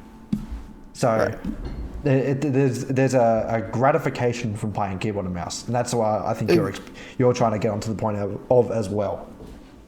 Yeah, exactly. It is more gratifying to play on keyboard and mouse. And also, I'm just so much more comfortable with it that I'm 30. I'm not going to be at a point where I'm equally comfortable on both inputs ever. That's Your never, brain doesn't I'm have too the old. capability to That's learn never something new. going to It's happen. deteriorating. Yeah, exactly right. I can get sufficiently comfortable on controller, but it's never going to be as comfortable for me at this point as keyboard and mouse. So I'll never be a controller main, no. But I'm also not trying to optimize my KD anymore. I want to do well. I am over KD. I don't fucking care. Don't care at all. Yeah. Yeah. Right. Yeah. Like, I care, but I'm not going to go... Yeah, like, if I cared that much about my KD, I would be playing only controller for hours a day, trying to get as good as I can, because then my KD would go up. Yeah. But I don't care enough to do that. Yeah. So I don't usually do this live, but I just want to give a special little shout out to Mr. Motorcycle coming in with the $15 donation and the Prime sub. Can you do the thing for me? Thank you. Thank you very much. Bud. I don't usually. I don't usually do that on the show, but if someone's going to come in and drop money like an absolute fucking idiot, you better acknowledge it. So thank you, Mr. Motorcycle, number one mate of the pod, absolute number one mate of the pod. Motorcycle. Fucking idiot. Why the hell would you be happy to watch Razinon? I mean, come on, you got to be a little bit fucked in the head. Well. He's pretty good. I'll give Raz some credit. He's all right. Yeah, I've listened to, including the Patreon episodes. Okay, fun little fact here, right? I've listened to 279 and a half, because I'm halfway through episode 280. 280. I've listened to 280 episodes of the Dropshot Call of Duty podcast, about half of which I've repeated. So let's just make, that's 280 plus 140, 420, right? 420. Blaze it up. Blaze it. Plus every single Patreon episode, which is like 80. So I've listened to about 500 episodes of the Dropshot Call of Duty podcast. You could say I'm a bit of a seasoned veteran of the show. Probably number one listener. That's a lot of hours. That's probably a lot of, probably the number one listener, definitely. Yeah, you're up there. Yeah, sure. I'm up there. There's an emote, CI grip. I don't know how to do it. I forgot. I don't know. Is Pritch still a Damascus patron? No. He's not? Oh, he is now again. Yeah. Again? So he stopped being? He lapsed, yeah. That makes me the longest consecutive Damascus patron. Almost certainly, yeah. Yeah, because I remember Sal was, and then Pritch was. Sal lapsed. Pritch lapsed. Then Pritch lapsed. Yeah. But I think you're probably the longest running patron, yeah. I'm a fucking idiot. Yeah, you're a real dumb bitch. Yeah, you're a real dumb pig. Yeah, shout out to Aussie Menace. The most scammed, arguably. Yeah. Yeah. Oh, well. I'm actually glad, I can't remember who it was, but someone signed up for Obsidian for a year, like annual Obsidian. My plan was to actually do that as a joke one day before you actually announced that you're doing more Obsidian patrons. So I was actually going to message who the Obsidian patron was at the time, the number one and only. And I was going to actually ask if I can take it. And then you were like, oh, we're going to open it up to more people. I'm like, well, that's fucking, fuck you. I'm not doing it anymore. That's funny. I did not know that. Yeah, that's I was funny. going to. I was saving up the money, like just a little bit aside. You're too young to do dumb shit like that. We have Obsidian patron for grown-ass men with 401ks. You're too young to be wasting that kind of money. Stop it. You're 30, living with your parents. I'm 22, living in my own house. So fuck you. Look, hey, I'm glad, but you could also save that $500 or whatever, which you should be doing. Go invest it and put it in the market. Yeah. Not when I have some more money, No, I lost money. Actually, no, I broke even in crypto. I turned 100 United States dollars into 1,300 United States dollars, and I was like, damn, this is still going up. And the next day, it dropped down to 100. Literally overnight, I lost everything. Oh, no. Yeah. What coin? XRP. No, sorry. BNB Pay. It's not a popular one. BNB Pay. So BNB. I don't know what that is. Yeah, I know BNB. Yeah. They had like someone. There was like you could pay at a restaurant with BNB Pay or whatever. And they did a pump and dump. I had a friend. I have an Indian friend at work who's really into crypto. So he gives me like, Are there a lot of Indians in Australia? Fucking heaps. We went to Melbourne. Really? 2 nights ago. I would not have guessed that. Dinner, and we went to a DFO, big shopping centre, and I'm not even joking here. I'm not exaggerating. About 60%. Okay, here's the ethnic breakdown of Melbourne when you're in the city, right? No. Now this is legit. This is legit. Like, this is my experience. What I've seen, right? About 60% is Indians. About 35% are Asian, so probably like, I think most of them are Chinese, and 5% is Lebanese, Like European, Lebanese, Greek, whatever, right? Really? Yep, a lot of Lebanese, a lot of them, and maybe on a good, no, not a good day, but like maybe on a day, 10% on a day, 10% is Australian. Wow, That's legit. shocking. Like, I'm not throwing shade or anything. That's just how it is. Yeah, no, that's just how I it was is. fucking around. Yeah, Like yeah. the company I work for, it's a massive factory, welding trailers, and 50% of our workforce, out of like a few hundred, is Chinese. Okay. Yeah. Yeah, I wonder why there would be like an Indian diaspora in Australia. That's weird. I've never heard that before. Yeah, it's just evolving here. I mean, I've got a few friends that are Indian. Like, one of my best mates at work is Indian. I've seen a concentration of Indians, and it is only at college.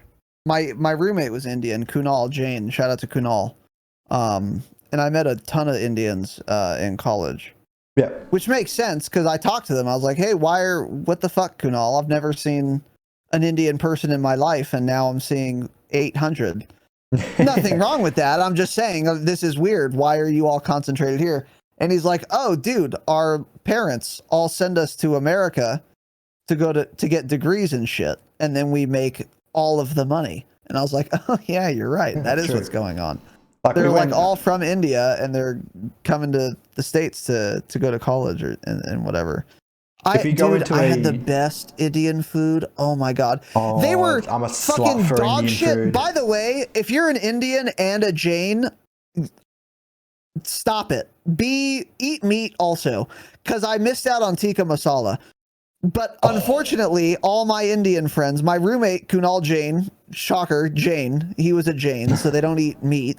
So he had all of his friends come over a couple times, and they would like bring food and shit, or cook food, both. And they made the fucking most dank Indian vegan food or vegetarian food I've ever fucking had. It was so good. And then I was like, if only you guys also make cooked meat, though, because then this meal would be even better. Because it was really good without meat. Who knows what they could have done if they had good food, which is meat. Good. Like tikka in masala, addition, butter chicken, I was beef so excited. vindaloo. Yeah, tikka masala. Ooh, fuck me, man. Oh man, I would have mango loved chicken, it, but they were lemon Jains. chicken, like just all of it, dude. Fuck it's Jains, the best dude. food. Yeah, fantastic. It's the best food. Like, literally, like tandoori chicken, all of it, just everything. Oh, it's so good. One of the vegetarian dishes, the it's so saag good. paneer. Saag paneer is really good. That's like I've cheese never heard of that. it's like cheese in a spinach sauce. Sounds fucking terrible. Ooh, but it's very nice. No, that sounds good, dude. Yeah, it's very cheese nice. and spinach goated combo. Like spinach and ricotta. Oh man, it's so good. So good. Yeah. Anyway, Shout out to the Indians. Shout out to the Indians. Like, shout out to my good mate at work, Ranjit, who I was talking about before. He made, I shit you not, right? There was this coin called FOMO Baby, and it was one of those pump and dumps. You could buy like 1 billion of them for $50, right? Got it. One of those pump and dump scam coins. He fucked up real bad. He went really good, then he fucked up real bad, right? So he bought, I think it was like $200 worth, and in a week that shot up to 55,000 United States dollars. He got out, right? Nope, he held and lost it all. What a fucking retard. He lost it all. He thought. Why not sell 100, at least half?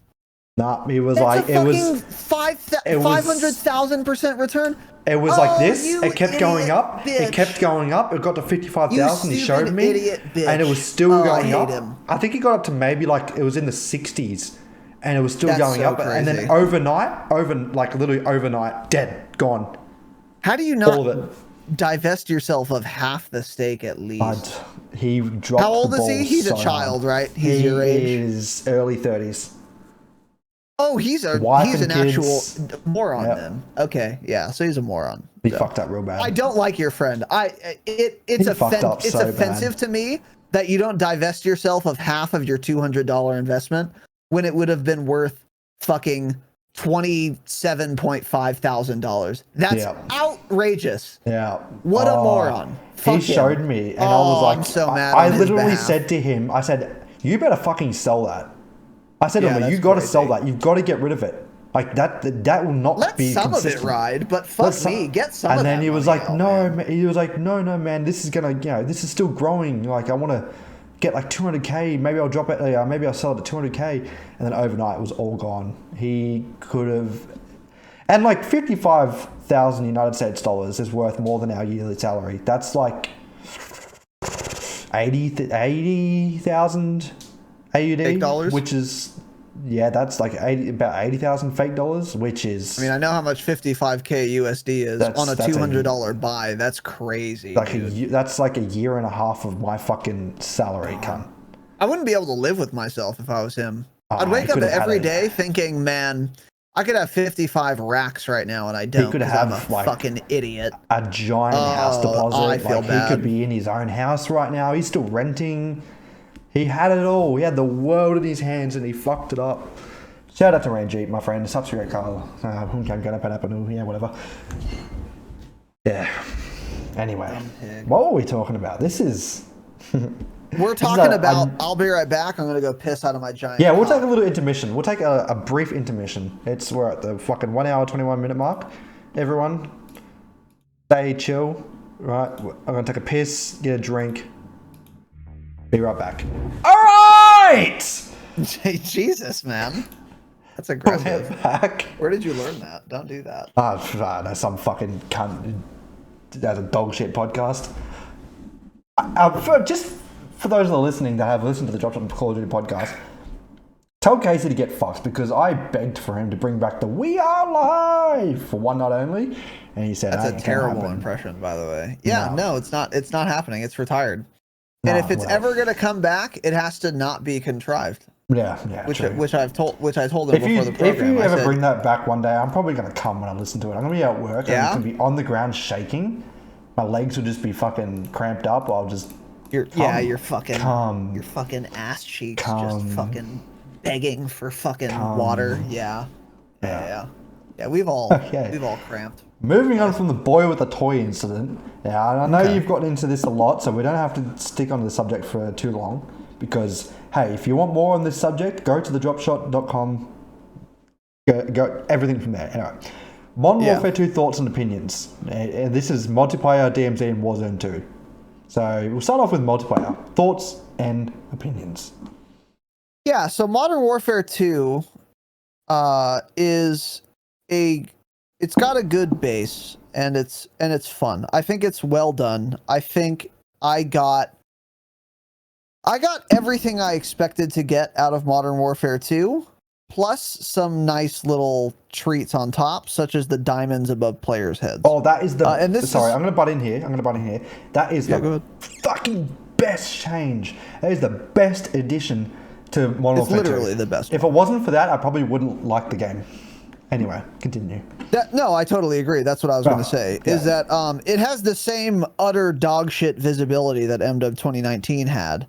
But if you're going to put fucking diamonds over everyone's head, then I don't care if the visibility's bad because I can see the diamonds well. So I don't care. But the visibility in this game is still reprehensible and irredeemably bad. And I can't believe a AAA development studio can dare to make a game with as poor visibility as MW 2019 or 22 has. But again, the difference is if you're going to add the stupid fucking diamonds, I'm happy because now it doesn't matter. I can see people because I can see the diamonds. So I'm happy with that. And that's the only reason I like like you just said, if it weren't for those diamonds, I would hate this game. But because they're there, then I can because if it didn't pass the hurdle of being able to see enemies that are on my screen, nothing else would matter. Gunplay mechanics wouldn't matter. Maps wouldn't matter. Perks wouldn't matter. Equipment nothing else would matter if it wasn't possible for me to see enemy players on my screen. Yeah, 100%. Since I can now, because of the diamonds, now we can have a conversation about the actual merits of the game itself, which is a statement I shouldn't have to make in 2022 when a AAA publishing company is making a video game. It's completely absurd. But anyway, luckily the fucking diamonds exist. So MW 2, it's a lot of fun. I'm enjoying it a lot. And it's because my expectations were tempered. I didn't expect to have slide canceling. I didn't expect to have a long TTK. I didn't expect to not have SBMM. I didn't expect to have a traditional minimap. So even though we got someone with the same mindset I have, finally. Right. Even though we got none of those things, and I would have preferred all of those things to be in the game. Don't get me wrong. Or, you know what I mean. I would have preferred the inverse of whatever I just listed. Yeah. Because I expected, because I'm realistic, what I did expect, I wasn't surprised when MW 22 came out and there was skill-based matchmaking and a non-traditional dog shit minimap and a TTK of 20 milliseconds. Because I was expecting all of these things, yeah, I'm okay with it. And then on the fronts where I didn't really know what to expect, I've been pleasantly surprised. I think the animations are good. I think the game looks pretty good. The performance is quite good, especially in multiplayer. Very surprised by the performance. Extremely surprised. Mouse input feels great. That's the a hot servers topic. are, That's a very hot topic. A lot of people disagree with you on that one. Well, I think they disagree mostly in Warzone, and I think they do because because Warzone is a different beast, really. But in multiplayer, I think it feels fantastic. And I'm not the guy to ask about that. If someone who knows what they're talking about says it's bad, I believe them, because I very rarely will pick up on bad mouse input, to be fair. But yeah, the maps are way better than MW 2019, which is the logical comparison point. And the camo grind is infinitely better now. The weapon balance is actually quite good in multiplayer. There are some standout overpowered weapons, but I expect them to be patched relatively soon, and it's not as much of a disaster of biblical proportions as Cold War was, for example, where LMGs were on launch and to this day wildly overpowered in a way that I cannot overstate. Snipers as well, but they actually patched those. They never patched LMGs. They're still the only gun you should use in Cold War multiplayer if you want to do as well as you can. So the weapon balance is quite good as well. The perks are fine. There are a lot of things to like, I think, about MW 2. And I am, again, because my expectations were very tempered and realistic, I've been enjoying it quite a bit. Yep, I wholeheartedly agree with everything you said. Like, I went into this game, I knew there was going to be SBMM, I knew aim assist was going to be as bullshit as it is. I knew for a fact that the devs were going to do everything in their power to keep me at a 1 KD, or within a 0.9 to a 0.2, 0.1, 1.2. I knew that was going to happen, and hey, that happened. But I've said this before on the podcast. I made a thread on Twitter basically saying, don't expect COD to be COD anymore. Traditional COD is dead. It's over. Get over it. Correct. Yeah, that era is over. That era is over. They make an exorbitant amount of money now. But yeah, back in Warzone 1, $3 million a day in microtransactions, and a fuckload more than that now, I can guarantee you that. We're looking at probably like 4 or 5 million a day, right? Mm-hmm. They never made that much money when they were doing traditional Call of Duty. Never. And they if they go back to traditional Call of Duty, it'll never happen, right? So that is it. That is it. That era is over. Get the fuck over it, okay? It's a new game. It's a new series. Adapt. Or get fucked. Yeah. That's my opinion. Unironically adapt. Yeah. And hey, and the hipfire is way worse than MW 2019. Oh, yeah, no. Which I really like. Keep on a mouse. Wrong. You're wrong. Fuck you. The hipfire in MW 2019 was so fucking gross with no attachments. It was fucked. I would just get raped by some fucking ape who doesn't have time to ADS while I'm fucking his ass. But because tight. the TTK is 2 bullets, he just starts shooting randomly into the wind, just pissing in the wind, and the hip fire so goddamn good, I'm dead in 2 bullets. Fuck you. The hip fire was entirely too good in MW 2019. You should have to aim down sights to reliably get kills, and in MW 22, that is the case, which I am broadly in favor of. Yeah. So if you disagree with that, then I can leave now if you want. That's fine with me. Okay, well, but the hip fire was entirely too good in MW 2019. It was too good, but it was super fun when you were the better player. When you were the better player, abusing that fucking hip fire, it was so much fun. But yeah, but it was boring. It's gross. Make me aim in a first-person shooter game. Okay, it's about aiming. Make me aim, please, once, man. I used to love watching the kill cams. It's so bad. I used to love watching the kill cams when you b-hop a corner and some fucking controller 2 cents Timmy would the hip fire reticle would just go. Yep, would just go. And the thing is, not only the factor it makes me so not mad. only the factor of you actually on keyboard and mouse, right? Someone jumps a corner, you have to take the brain power, right, to move. So you at absolute peak mental and physical condition, your best you can do it 150 milliseconds response time, right? So you got to do that, and then you got to pull your trigger, on which again is like server latency because it's an online game, right? which Amos doesn't contend with. On average, 275 milliseconds reaction speed, 350 including actually clicking your mouse, right? So 350 milliseconds. Take away, right? So you got Amos says take away that initial 150, 200, because the game's doing it for you. All you have to do is pull your trigger. So like 150 milliseconds compared to, it's literally like half the time on keyboard. Makes me furious. So yeah, I agree with you. It was fucked, but sometimes it was fun, especially PPSH meta in Warzone 1. Vanguard PPSH, that was fun. Oh, you're talking about the Vanguard era. Yeah. The Vanguard era was a joke. The Vanguard era doesn't matter. It was a joke to me. I don't even care about it. It's not even in the conversation as far as I'm concerned. I can't believe that existed. I'm talking about the MW 2019 MP5 meta, where it was literally better to hip fire people in Warzone at up to 20 meters than ADS because you'll land more bullets that way. This is a joke. Right. This is a clown fiesta joke.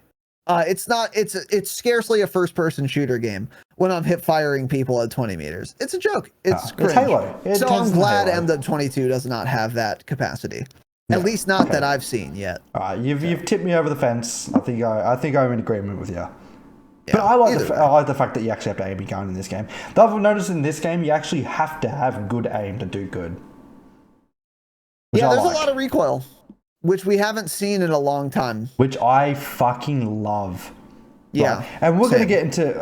DMZ was next, right? Is there anything else you want to say about multiplayer? Anything else you want to hit? No, not really. Multiplayer's fun. It needs more work. Excuse me. I need to play it more to give you a solid opinion. I will say this, though. The biggest disappointment in multiplayer, by far, this is a sentiment, rather, that's been echoed by everyone I've seen on Twitter. Nate Gibson said this. Nate Gibson and Swag were having a Twitter conversation, and I did not know they fucking talked to each other. So that was very interesting. But Nate was like, yeah, it's a real shame Ground War's fucking dog shit in MW 22, which is absolutely the case. Ground War was a failure. And it'll never be fun in MW 22. It's that simple. Because even if they start making good maps, how many maps are they going to make? 3, 5? Let's say they make 5.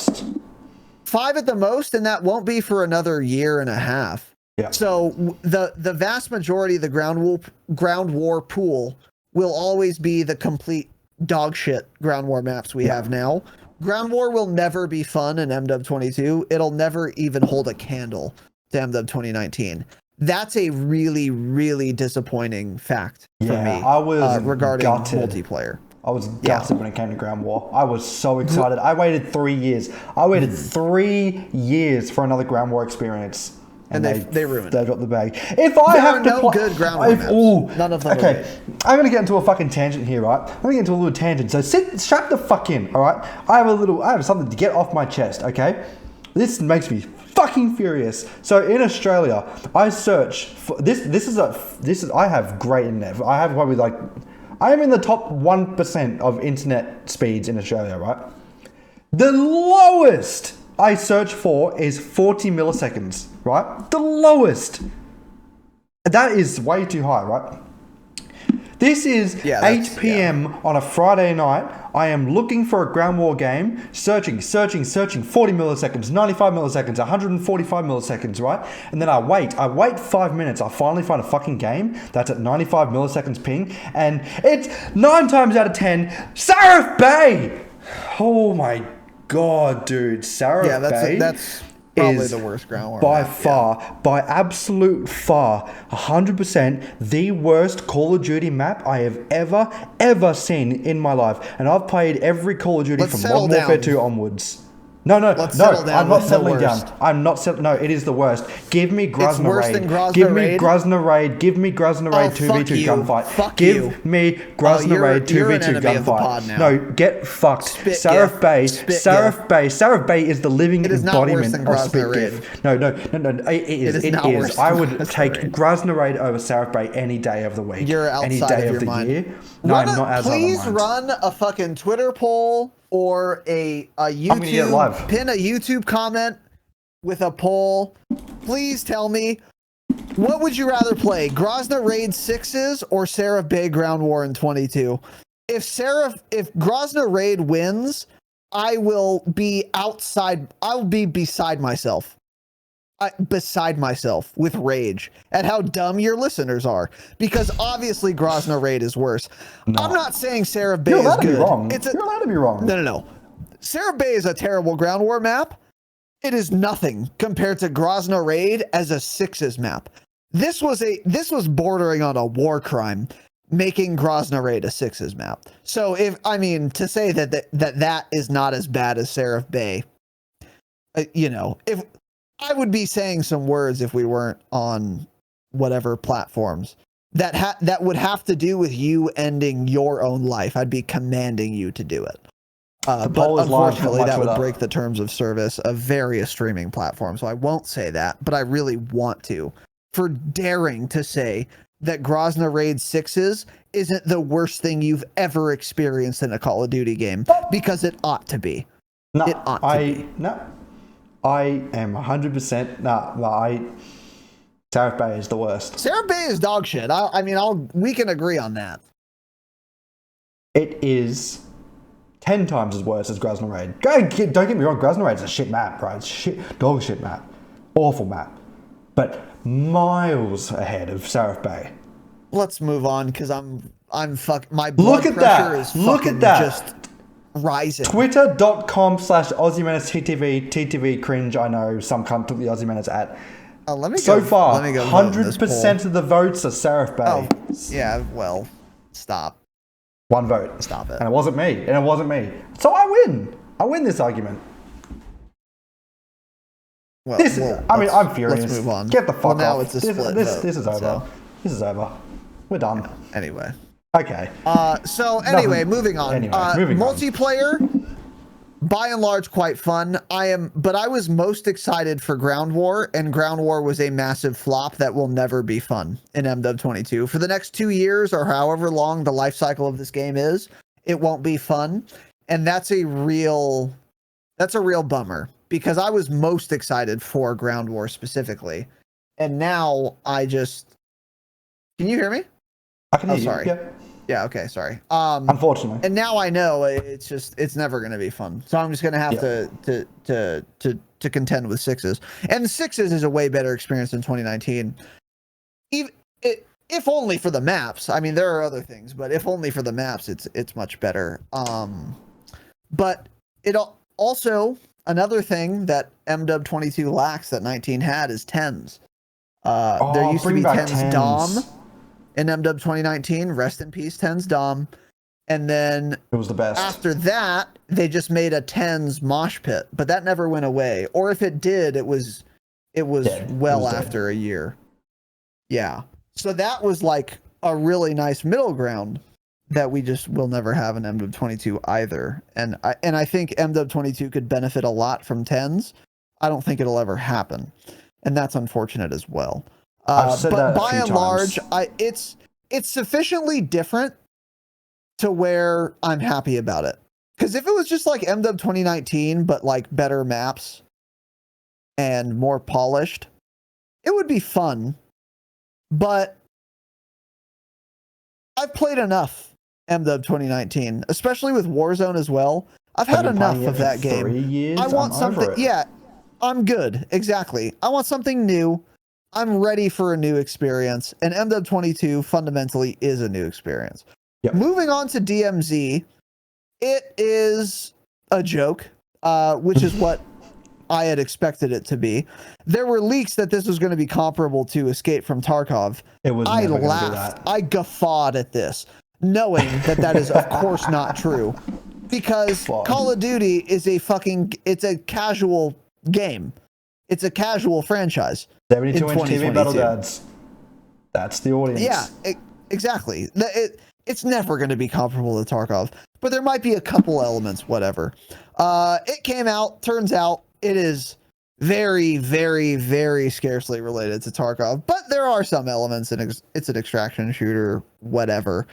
I need to play DMZ more to give you my thoughts and opinions on this. I will eventually do that on our podcast, The Dropshot, but I've only played for a couple hours so far, so I don't have any strong opinions on it other than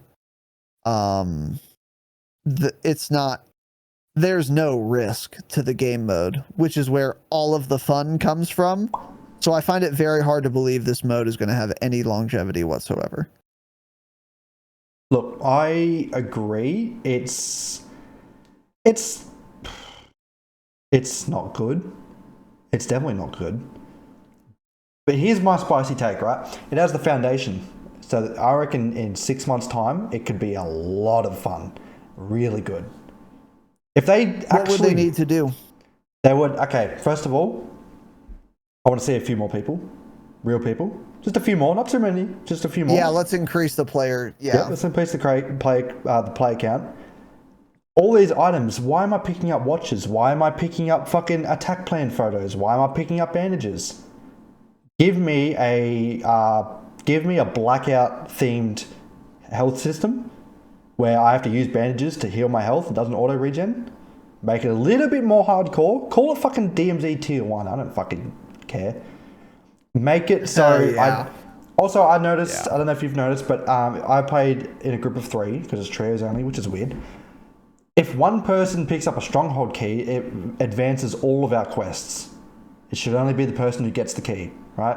Make it a bit more difficult to get the challenges done, and make it so I only get the challenge done and get the rewards if I extract. Give me that risk. I agree with that. It was a lot of fun because we didn't know. I played with Pritch. Shout out to Pritch, mate of the pod. Played with Pritch and absolute friend of the pod, yeah. A friend of ours called Dylan, right? And we fucked around. We didn't know what we were doing. We fucked around. We did some contracts. We fought some AI. You know, we killed a few actual enemy squads, and we had a lot of fun. You know, battling it out for the extraction chopper. You know, on our way there, we got absolutely mauled by AI. We're like, oh my god, these guys are fucking insane.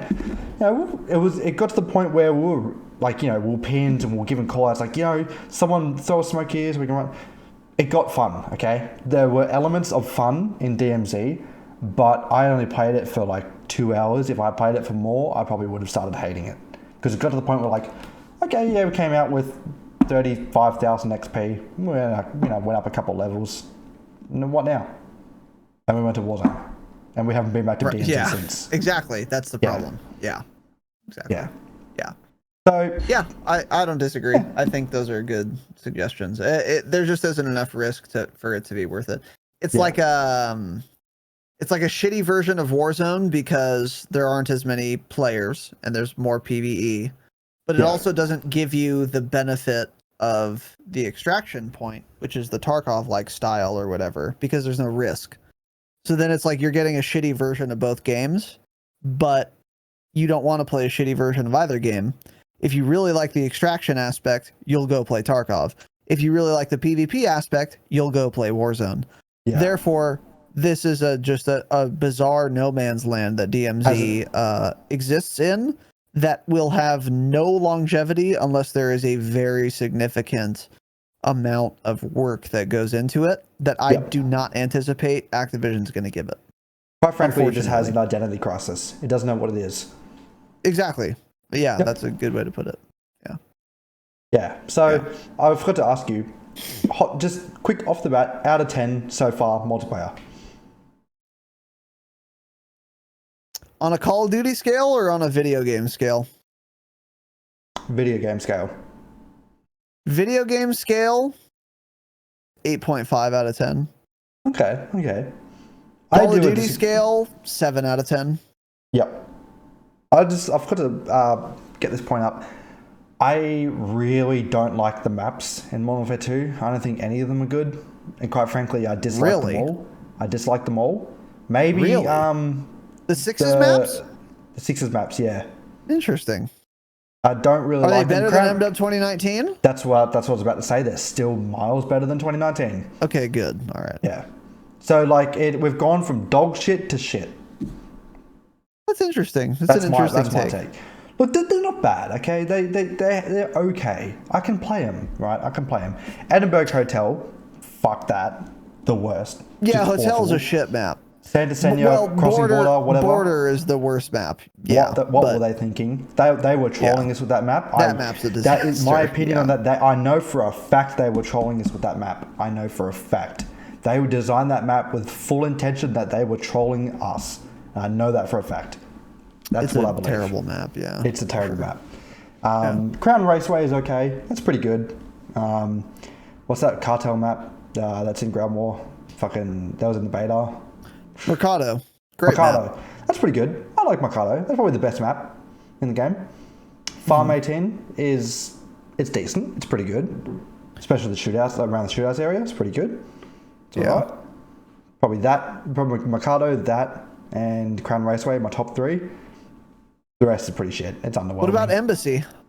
Embassy? Embassy. Let me think. What is Embassy? Okay, It's a very non-traditional layout, but it actually plays exceedingly well, in my opinion. It's not a 3-lane map. I don't know what it is, but it's good. It plays well. That's the one. Every time I play it, I like it. Weird, it's a 3-lane map. I'd say it's a 3-lane map. I don't know how you find 3 lanes there. I guess you could find 3 lanes. Because you've got so you spawn. Let's see, you got the big building, right? The big building. So you can go on the outside or you can go through the building, right? And the building technically has 2 lanes and also the outside lane. So there's 3 lanes there. But if you cluster them up, it's 1 lane. You could figure out 3 lanes, yeah. Then you go directly down the middle. Yeah, if you spawn, if you run from spawn to spawn, it's not 3 lanes. But if you rotate it 90 degrees, then you can find 3 lanes. It's the lane upon which one team spawns, the fucking middle lane that's between the big building and the 2 little buildings is the mid lane, and then the other spawn lane. You could say that it's 3 lanes in that case, but no one plays it that way. I would not classify this as a 3-lane map. Yeah, I see where you're coming from, but I also see they tried the 3-lane thing, but their own Infinity Ward spin. Whatever they're doing, I think it works, dude. I think it has good flow. It plays well on Kill Confirmed. It plays well on Hardpoint. It plays well on Dom. Don't ever. In my opinion. Here's a tip, right? You know this tip. You probably agree with this tip. For those that are listening, don't ever step foot in mid. Just don't go there. Ever. Don't touch it. Leave it alone. Go up on that fucking walkway on the small building side. Go up there and shoot the people that are dumb enough to go in that area. Go upstairs in the building, that a big building, and shoot the people in that area that are stupid. Big building, yeah. Just don't ever go mid. Avoid mid. I play around it.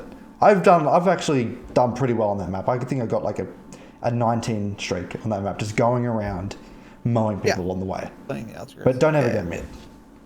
So, okay, so you give it an 8.5 out of 10 multiplayer. By video game standards, yes. I think that's the less important metric. I think by COD standards, 7 out of 10. Okay, it's pretty good. It's above average, but it's not great. It's not BO2. It's not MW2. It's not BO4. it's not MW 3. Yeah, it's okay. It's pretty good, but it's better than MW 2019. Also, I feel like MW3 Significantly. is... Oh, yeah, 100%. I feel like fun little thing about MW3. I think MW3 was the point where Infinity Ward wanted to go that too big of a clusterfuck of a map vibe. You got Mission? Mission had just huge map. Mission. Huge map. That elevation. sounds so familiar. How do I explain it? So you've got that massive map. I'm looking it up. Your massive side where it's just open, long sniper range. In the middle, you go up the hills, through the gates. And I love this map, dude. I love that big. No. Don't get me wrong. I love that map. I love pretty much every map. But I noticed the trend where that's where it started to be like, we're going to expand the map size and we're going to deviate a little bit from the 3-lane tradition. This is where we started to roll. This is where Infinity Ward was like, we're in charge. This is where the slippery slope got slippery, is what you're saying. Yeah, this is where it started to go, whoa, we're on, we're starting to get a little bit... I can see that. Yeah, it's that's my bigger, opinion. For sure, yeah. Yeah, it was. Some of the maps in that game were pretty fucking big. That's fair.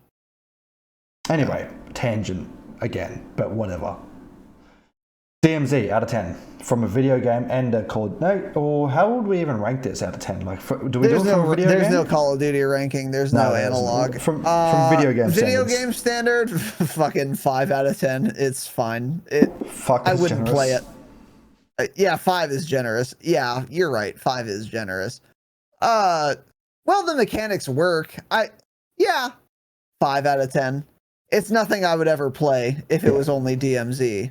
But yeah, it's got a core. There are worse games out there than DMZ. I mean, I've been having fun playing it, but it's because it's in the COD ecosystem and I'm leveling guns for game modes I actually enjoy. Oh, it's great for leveling guns. Oh my god, that's the strat. So it's kind of for sure. So yeah, it's not good, and it never will be, but it's fine. I disagree. I think a year from now we'll be thinking this is pretty fun. If you think that Activision's going to devote resources to a game mode that has as few players as it will have at their next meeting, you are outside of your mind. I don't think. But wouldn't they want to capitalize on the extraction shooters are like the next big thing? Do you reckon they're going to build that up?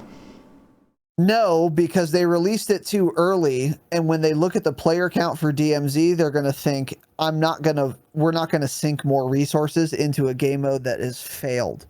Yeah, and they won't realize that that it failed because it did not get enough direction or a good direction, and they won't have the gumption to sink more money in to actually add a flea market, add an economy, add some more risk, add some meaningful missions. Activision devs do not play their own game. They're not going to know that this is what's happening with DMZ. So they won't do it. Yeah. No, I don't think so. I don't think DMZ will be ever good. They should have kept it on the back burner for at least another 6 months. Give us multiplayer. Yeah, they should have kept developing it. Give us Warzone 2. Let us exactly. Warzone 2 would have tided everyone over for months. Yeah, they could have done that. They chose not to. If they're going for a 2-year life cycle, fuck it. Hold on to it for a year. And your next big filler content for 2023 could have been this giant revolutionary DMZ goated mode. DMZ, exactly. Could have been a huge mode. That's what they should have done. I agree. Yeah. That could have been their 2023 filler. But let's be honest. My opinion, my guess is their 2023 filler is going to be Modern Warfare 2 remastered, if not just Modern Warfare 2 content added to Modern Warfare 2022 2-2. They're probably going to do Modern Warfare 2 remastered. Everyone's going to go crazy over it, and then within 3 days they're going to be bored. But it is what it is. I wouldn't be surprised. Yeah. Yeah. Right.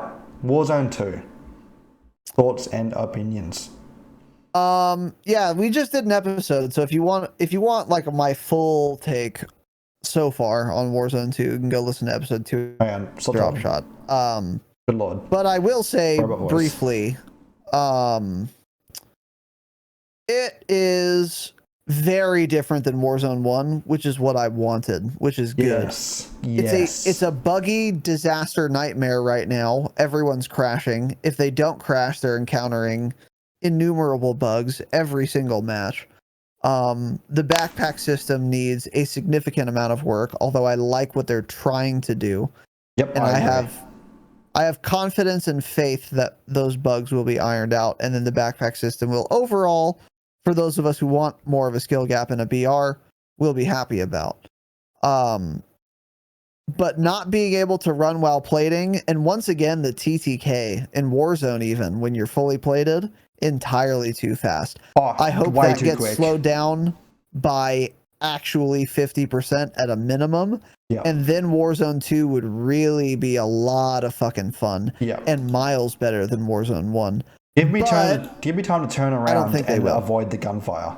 Like, I'm getting shot, I quickly have time to do a little 180 and get behind cover here. Nah, if you get shot, you're dead. Bye. Yeah, pretty much. Yeah. Yeah. So I think it has potential, and I think, unlike DMZ, I'm not writing off Warzone 2. They will sink money and development time into Warzone 2 in a way that they won't with DMZ. So the question is, will the decisions they are going to make about Warzone 2 be good ones going forward? And that is genuinely, as far as I'm concerned, a coin flip. Are they going to make the TTK slower? Coin flip. I think a lot of people are asking for it, as they should be. I'm one of them.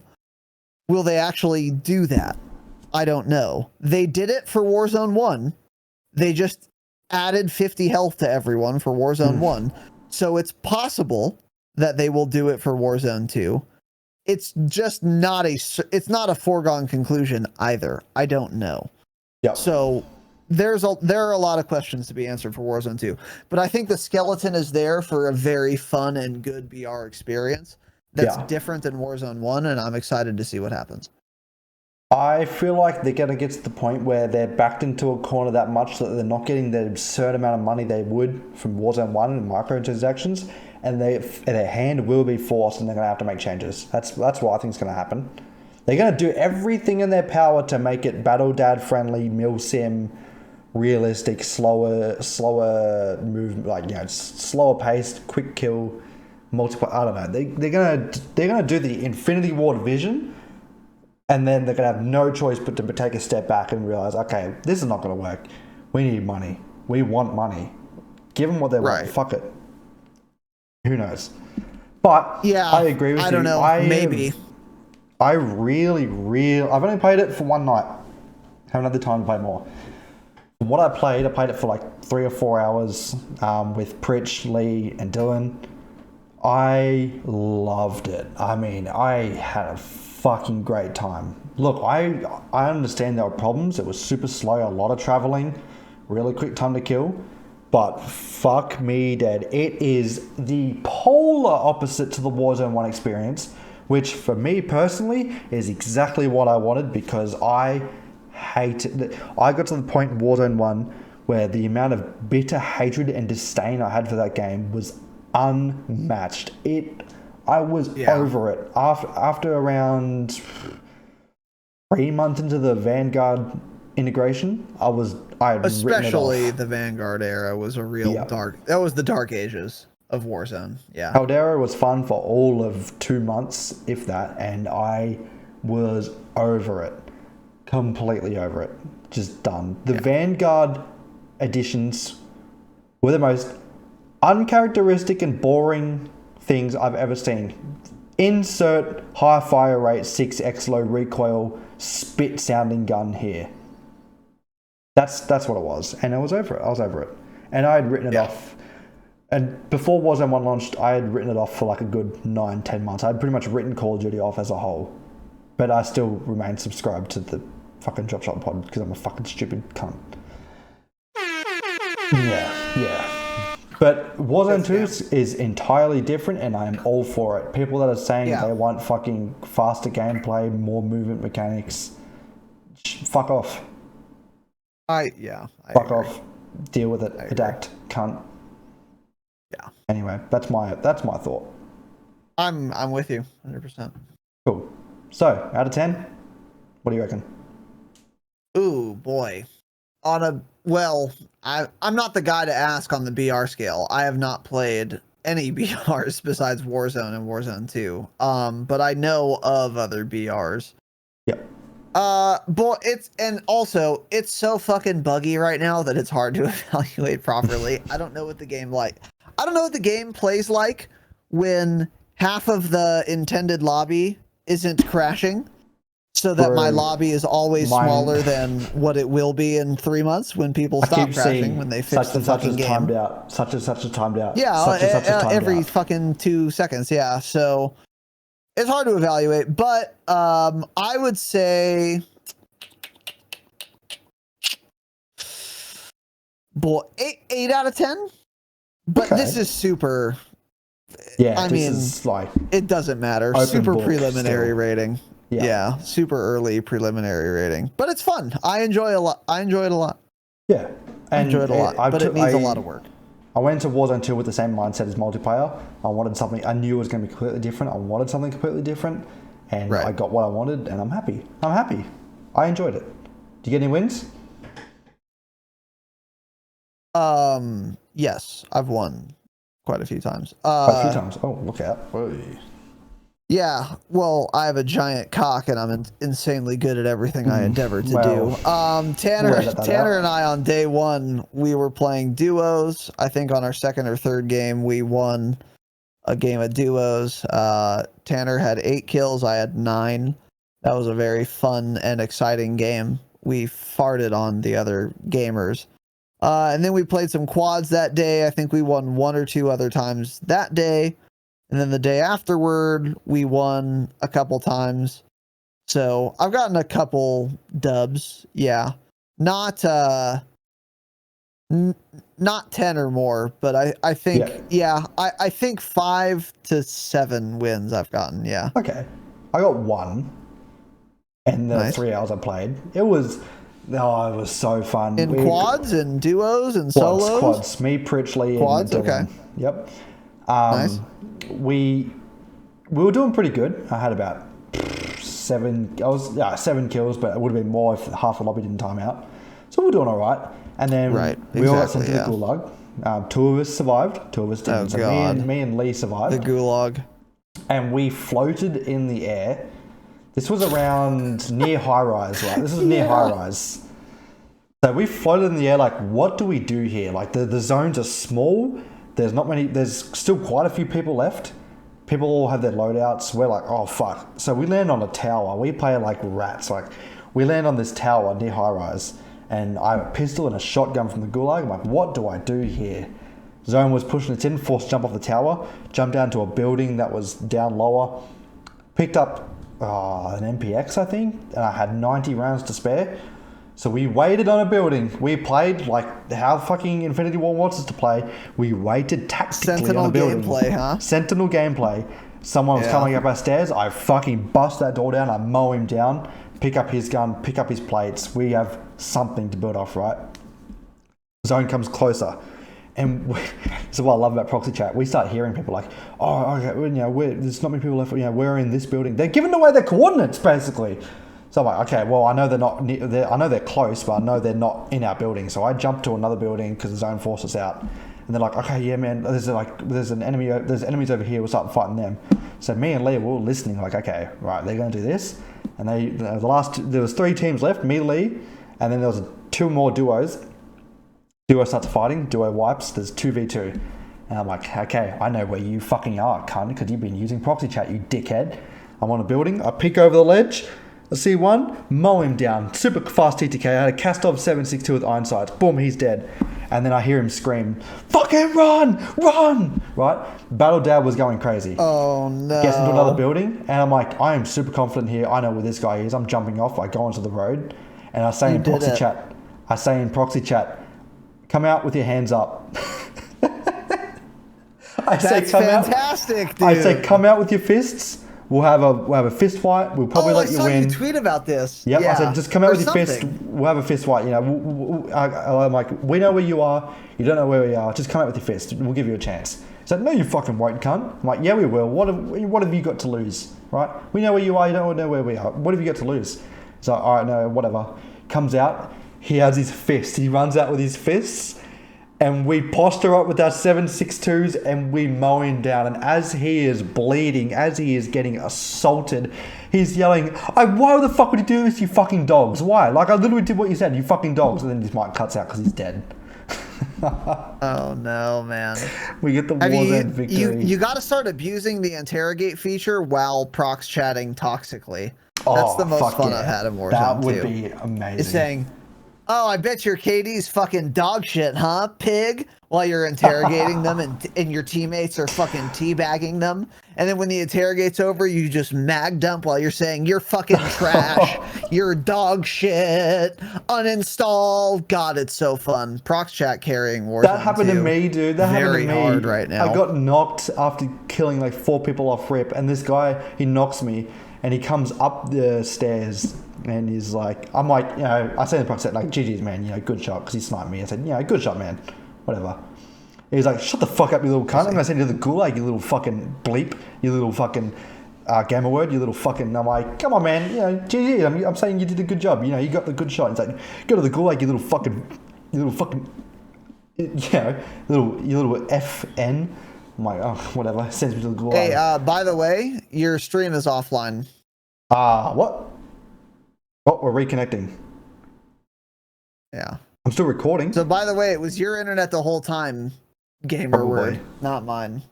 Spit GIF. Spit GIF. Reconnecting. Yeah. Yep. Okay, the stream's back up. Now it looks okay. good. Now it looks good.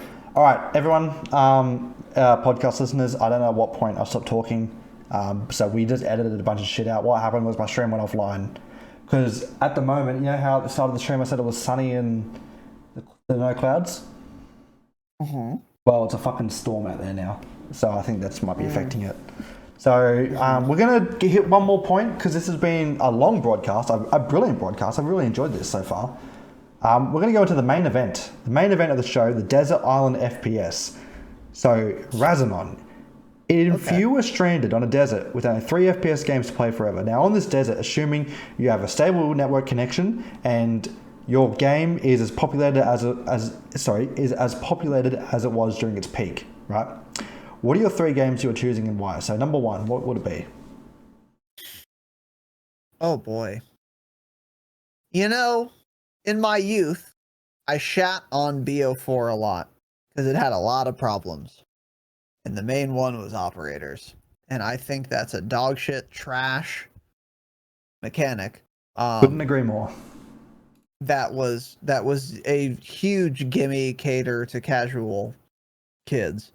But I've seen where Call of Duty has gone since then, and that would be the least of my concerns in 2022. Yeah. So I gotta throw BO4 with that fucking thick, long TTK on there. That's gotta be one of them, BO4. Yeah. I'll put up with operators if the TTK in most gunfights is also so long that that skill gap actually matters. Yeah. And there's no cross input. That was really fun. It was fun playing against other people that were also playing KBAM. That was the last Call of Duty on which the multiplayer was either all aim assist or no aim assist. And that made it so much more fun. We didn't know what we had. We didn't know what we had, yeah. And you can go to my YouTube and you can go to the Dropshot YouTube and go to the very early videos. There's a BO4 playlist where I shit all over BO4, and I just didn't know. I didn't realize what we were in for. So I shat all over it. And all of the things I said were bad about BO4, I stand by, absolutely. But I mean, these problems pale in comparison to the problems I would have seen in 2019, especially. But even beyond that as well, just disasters. So BO4's got to be on there. I guess I'll say Halo 3 as well, because it was my first love as far as FPS games go.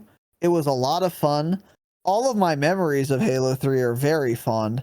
I'm sure it had a ton of glaring issues, but I was so young at the time that I didn't notice them, and I just enjoyed the fuck out of it. Yep. So for nostalgia's sake, I'll say Halo 3. And then last, and certainly not least, I'm going to say fucking Black Ops 2.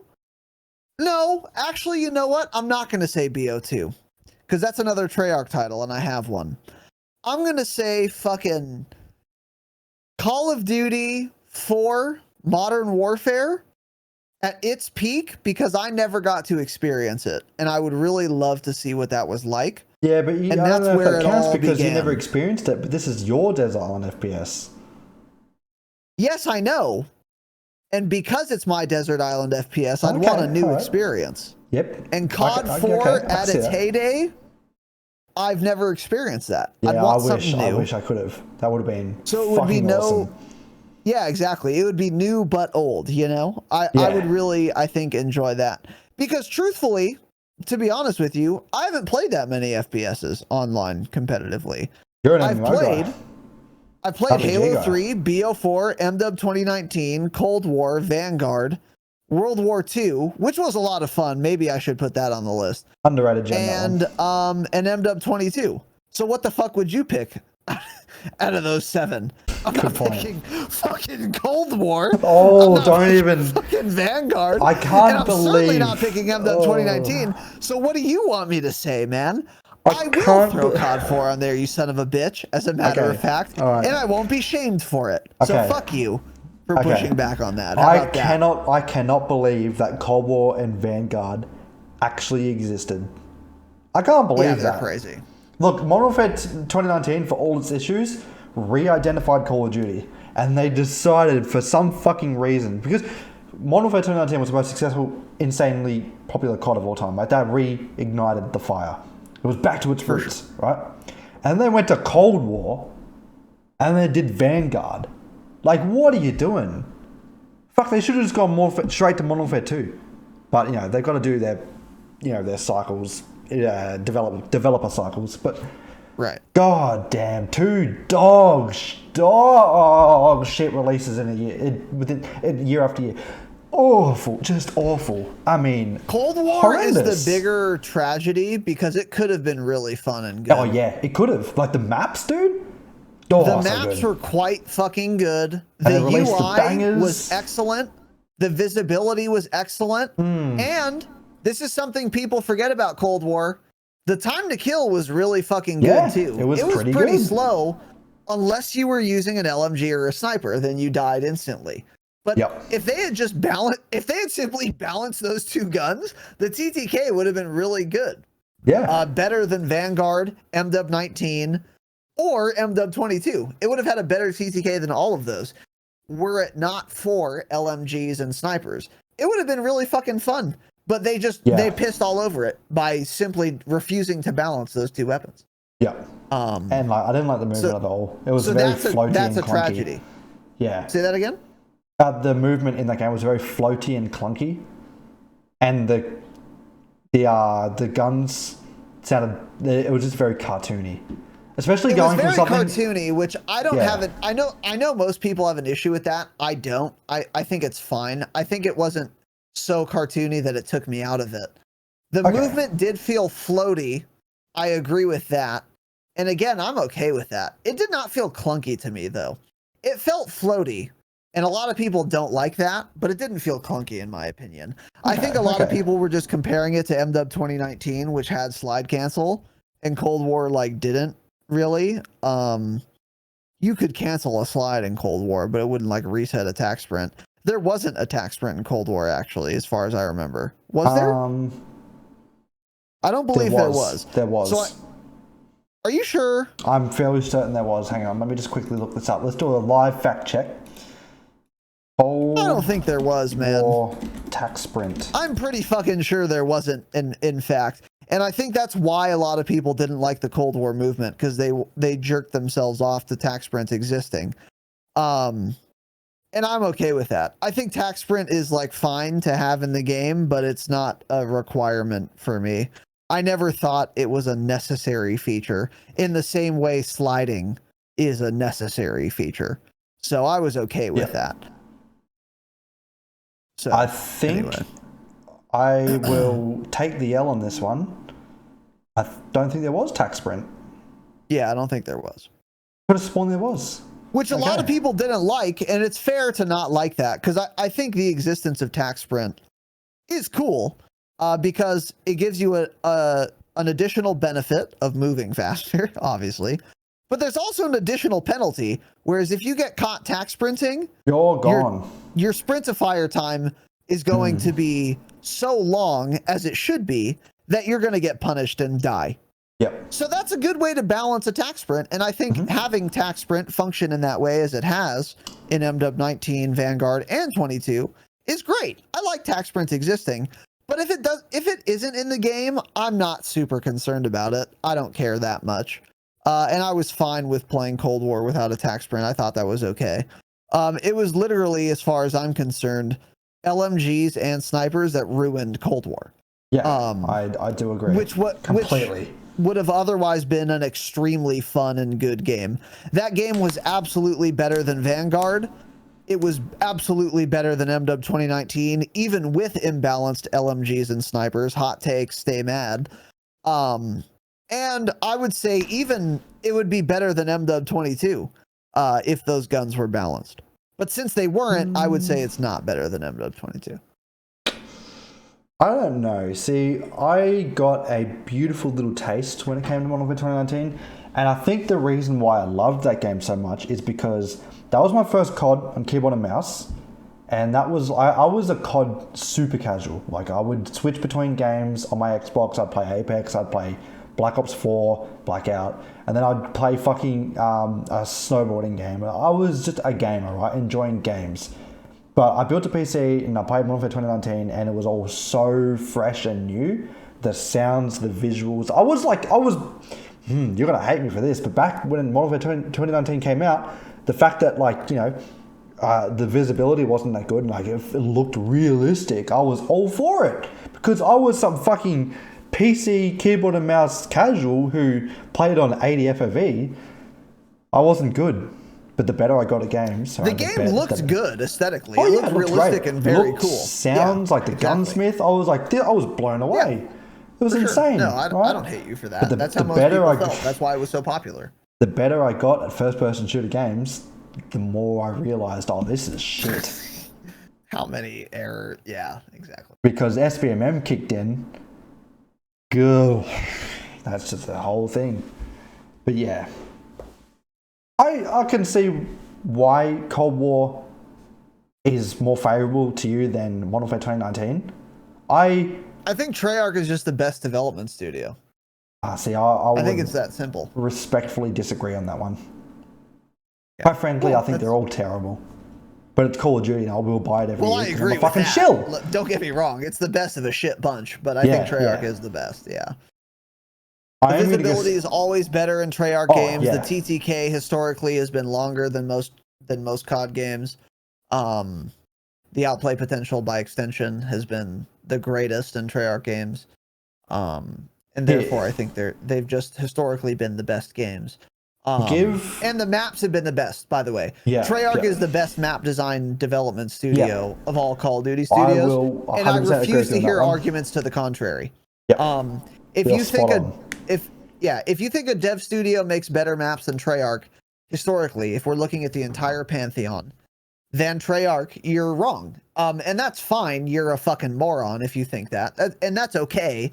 Not all of us are enlightened beings such as myself, but you're wrong if you think that there is a dev studio that makes better maps than Treyarch. It's because it's not true. It is a factually incorrect statement. Yeah, you could say the Earth is flat, and you would be equivalently wrong as if you were to say Treyarch is not the best dev studio in terms of designing maps. And it is that simple. Nuketown, Raid, Slums, Firing Range. Every Black Ops 2 map. Just say every Black Ops 2 map. Yeah. Oh yeah. Even the shit ones were good. What's the other BO2 map? Oh my god, I'm forgetting. What's it called? Aircraft Carrier. That was pretty decent.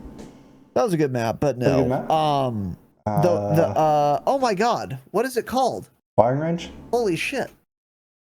No, Firing Range is the best map of all time. Yeah, I agree. And I already said Black Ops 2 map. Like, is it a Black Ops 2 exclusive? No, it's been remade. Well, I mean, like, was it introduced in Black Ops 2? It came first in Black Ops 2. You've said Slums. I'll find it right now. I said Slums. It is Standoff.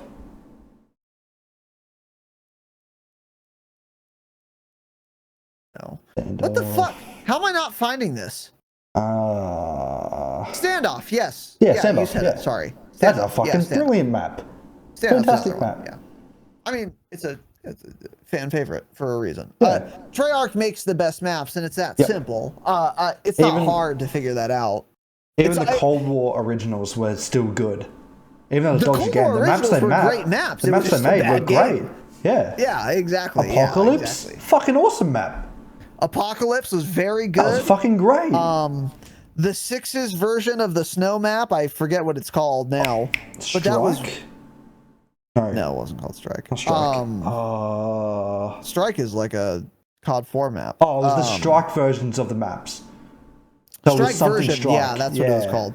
Something I know Strike, what you're talking about. Yeah, the snow map. Whatever the snow map was, that was like a really fucking fun 6's map. That was my favorite map. That was my favorite. Actually, Cold the War Strike original version of the boat map was really fucking good too. Armada Strike. That was pretty fucking good. Armada Strike, yeah, that was a really good map too. Armada yeah, the was maps still good. in BO or in Cold War, BO Cold War were quite fucking good. Yeah, the Treyarch makes the best maps. It's that simple. But yeah, it was just that game that is the biggest tragedy in recent memory for Call of Duty. Could have been the best. Is the Cold War weapon balance. It could have been the new BO2. It could have been the new BO2. It actually could have been. It had the foundation, gross. it had the core, and they fucked it up. Like there were LMGs that were two-shotting at any range. Yeah. Like what the fuck are we doing? Yeah. Activision devs do not play their own game. They don't know how fucking gross these guns are because they don't play the game. Yep. So they don't realize how fucking disgusting it is. Nerf all the LMGs, and then the game is way more fun. And then also nerf the snipers, which to their credit, they eventually did. Too little, too late. Yep. It was too little, too late. In an ideal and then the player world, base was gone. In a perfect world, we've got Treyarch doing the design, the overall design, the maps, right? Everything else, the maps. The maps, the UI, maps. The character highlight or whatever the fuck makes me able to see other players. Yeah.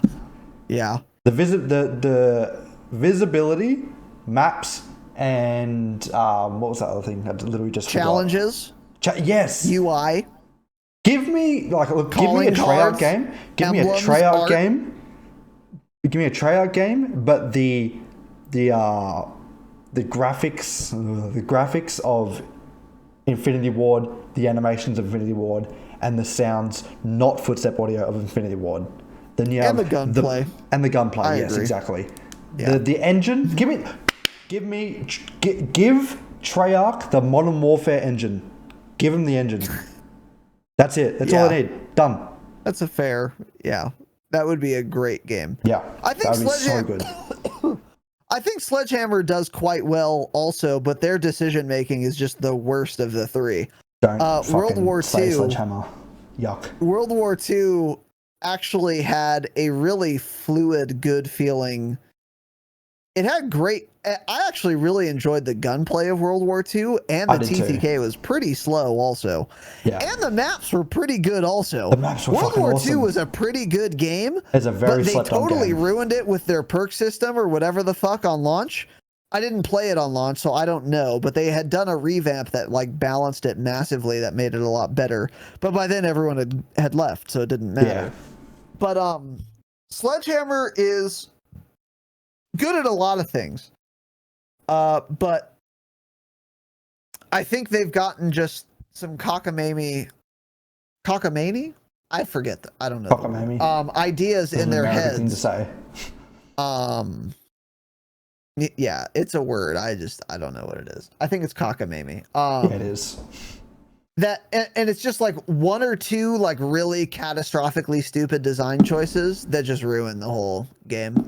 And that, you know, that happened with World War II and it happened with Vanguard as well, which they just didn't update. That Vanguard came out, the weapon balance wasn't good. They never changed it. Shotguns are overpowered. Buck and slug attachment in Vanguard still gross. Oh my god, buck and since slug day and one. fuck some kids. Yeah. 2 years, by the way, buck and slug. That's the only thing you need, and you'll fart on anyone at fucking 45,000 meters. It's disgusting and dumb.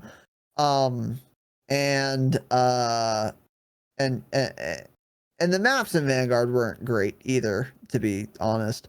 They weren't as bad as MW 2019. They're all right. No There game were a will couple ever of have. decent ones.